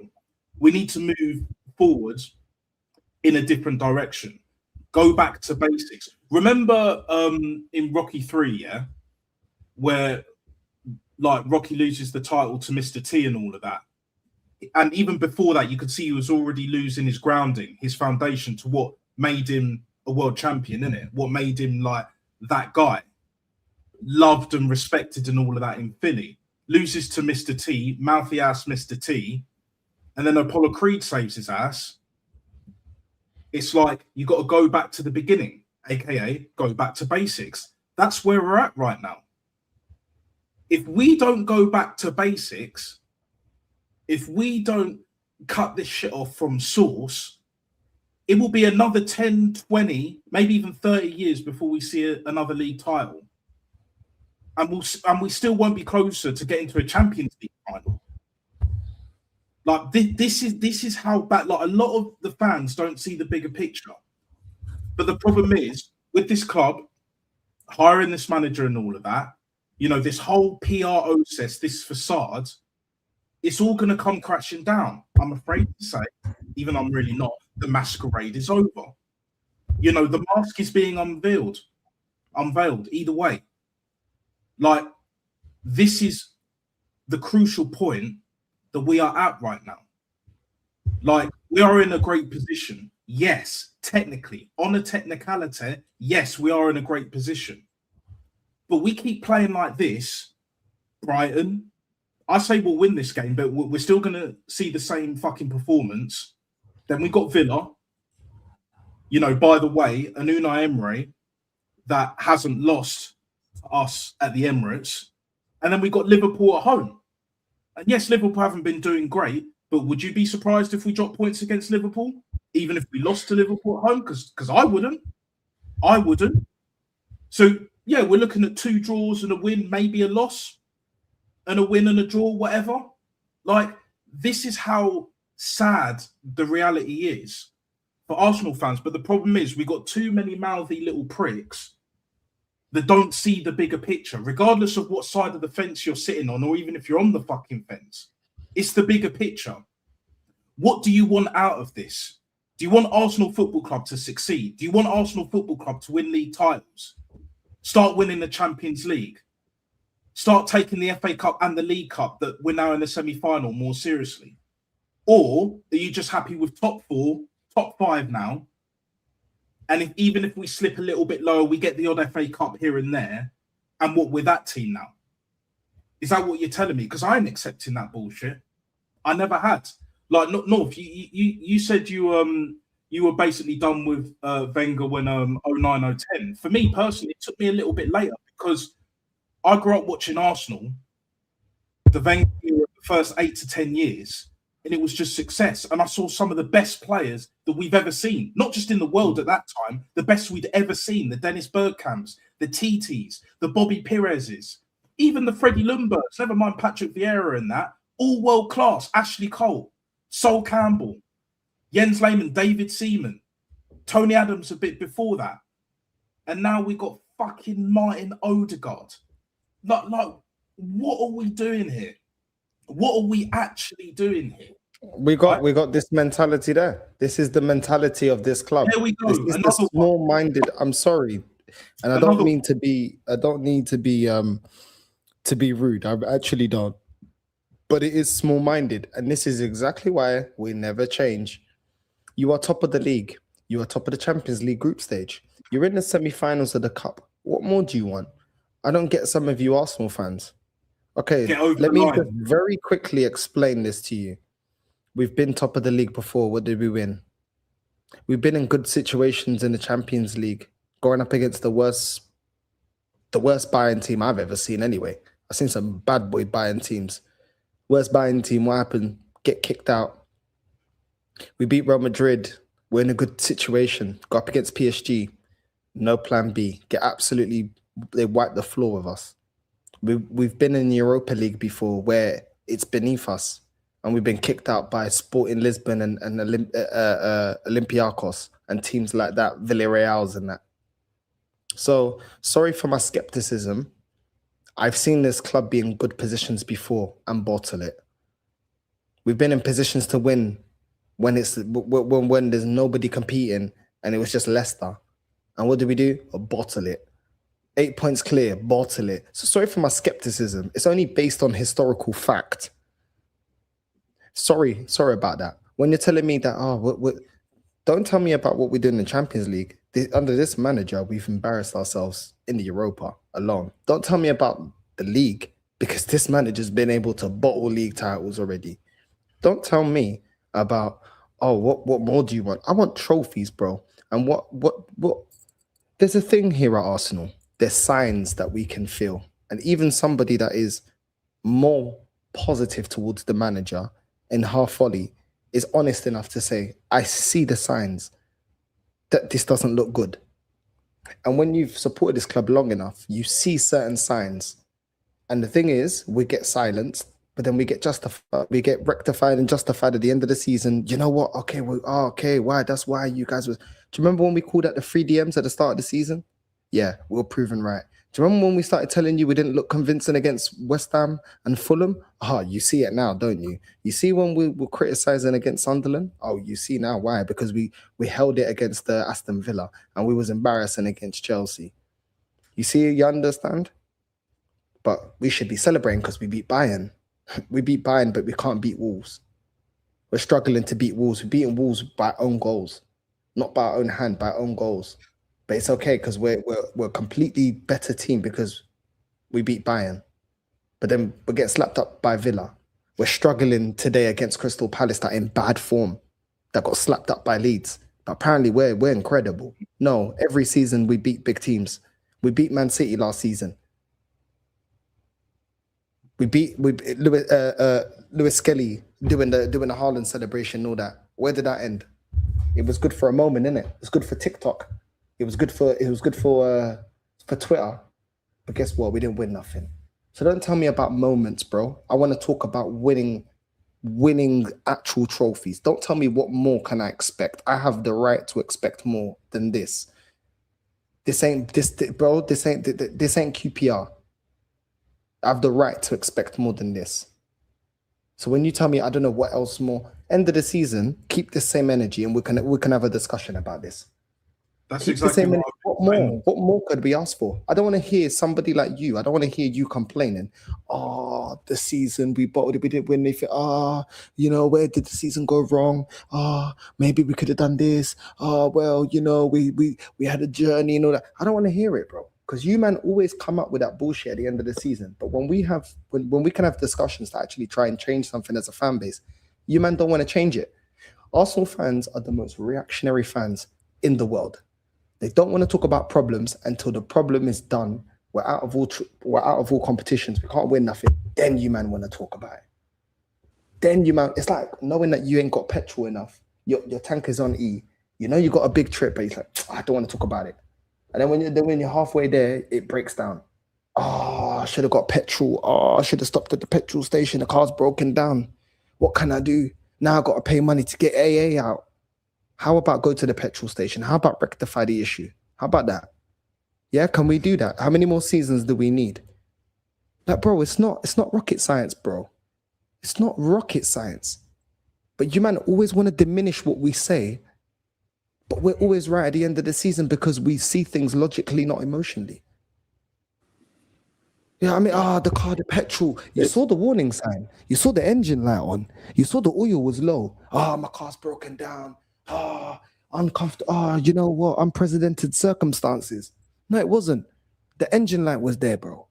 There was things there, but you didn't want to listen. You didn't want to see the signs because it's negative. Looking at the dashboard is negative. It's toxic and negative. How dare it show me an engine light? How dare it show me that the tank is empty? How dare it show me it's negative? I can't see this negativity on the dashboard. You don't want to read the signs, and then the car broke down. This mentality is not going to get us anywhere, and it hasn't got us anywhere. Sorry. Listen, Mandem, I am going to redirect to the emergency stream quickly before I know gone half volley, and then we're gonna redirect. Go on, bro. Yeah, I mean, I think what you've said it all really. The worst thing about football fans is results-based analysis. They look at the result and they think everything's okay. But if you can take the positives out of a defeat, right? When we get beaten, a lot of these Arsenal fans come out and say, "Oh, there were positives." The same way you can take negatives out of a win.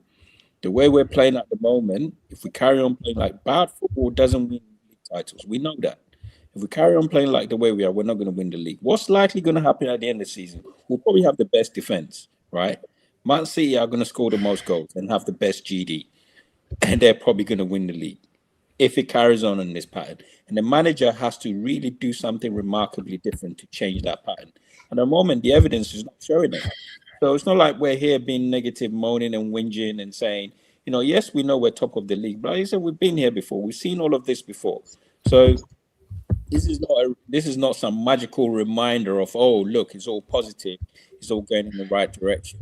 But yeah, I mean, let's revisit this in a couple of games when, hopefully the manager, like I say, are still giving some grace, and I'm holding judgment, but the signs do not look good. The signs don't look good, and he's going to have to do something special. Even Arteta recognizes that to win the league, you have to be special. We're not even projected to finish on 90 points, and that's the thing. That's problematic already. So you can look at all the patterns that are playing out, and you can project what's likely going to happen at the end of the season. So I think this. I don't know who sent this chat. We don't jump on these panels just to be negative and because we've got miserable lives. We have we have decent lives, when you're a passionate football club, when you're a passionate football fan, and you care deeply about your club, these things can be very unsettling. And what we're seeing is it's not a good sign of things to come. And that's why it's being discussed here. It's good to have an open and honest conversation about where we are, rather than pretentious, everything's all rose. And then at the end of the season, these people, people who send these messages, are the people who whinge the most when the result is finally confirmed. I'll tell you now, people who try to suppress debate and tell you be happy, they're the worst complainants when we get to the end and the result proves that, we were never going to win the league. Whereas, people who generally can see it coming, at the end of they're actually, we expected this, it doesn't surprise us. And that's the difference. So, yeah.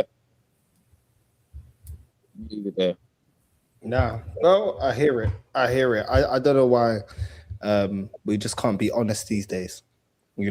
Sometimes honesty isn't always what you want to hear. Trust me, I got a lot of that in my life growing up. My uncle never always told me everything I want to hear. My sister never told me everything I want to hear. My mum never told me everything I want to hear. It's part of life. But a lot of it was facts. But it wasn't always what I want to hear. It's part of life, man. And people need to understand that. This whole fairy tale of the club is amazing, don't say nothing. Just grow up. Life's not like that. You're not always going to hear everything you want to hear. You know what I mean? But it is what it is. We're going to have this until the end of the season.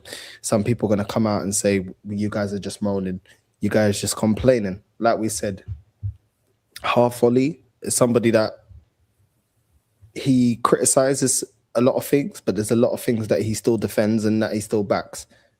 And if he can still be objectively, critical of certain things, I don't know why. You know what I mean? If I can't lie, if the other side was more like you, Volley, in terms of somebody that is more like that, me, Macy, and Nat, we're a bit more like, yo, we're done with this. Like, been done. We've had with this, enough. you know what I mean? Look, I've We've had had enough. enough. You know what I mean? But if the other side was more like half Volley, then we can have a proper conversation. The thing is, they want to completely dismiss.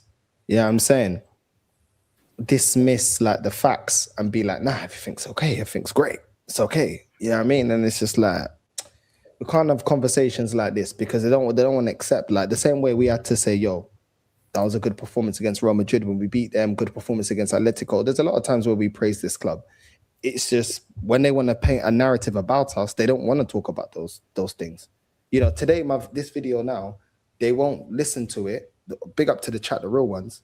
The people that are always toxically positive, they'll look at it, they just moaned for 2 hours.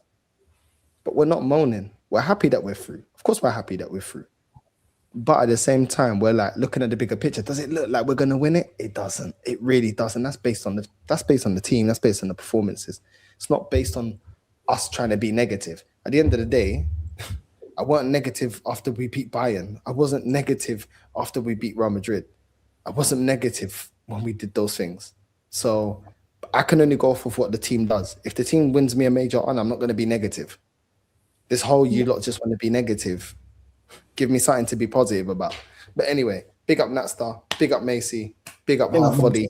We're going to redirect to Lee. I'm going to jump on there. I'm only jumping on half an hour. I'm running on 3 hours sleep. I am knackered, bruv. And I can't even lie. After the final whistle went, I can't even lie, I fell asleep. You know what I'm saying? I got up off the sofa. I was like, shit, let's go. Because I fell asleep. This is what this club is doing to you, man. It's doing it to all of us, man. Nah.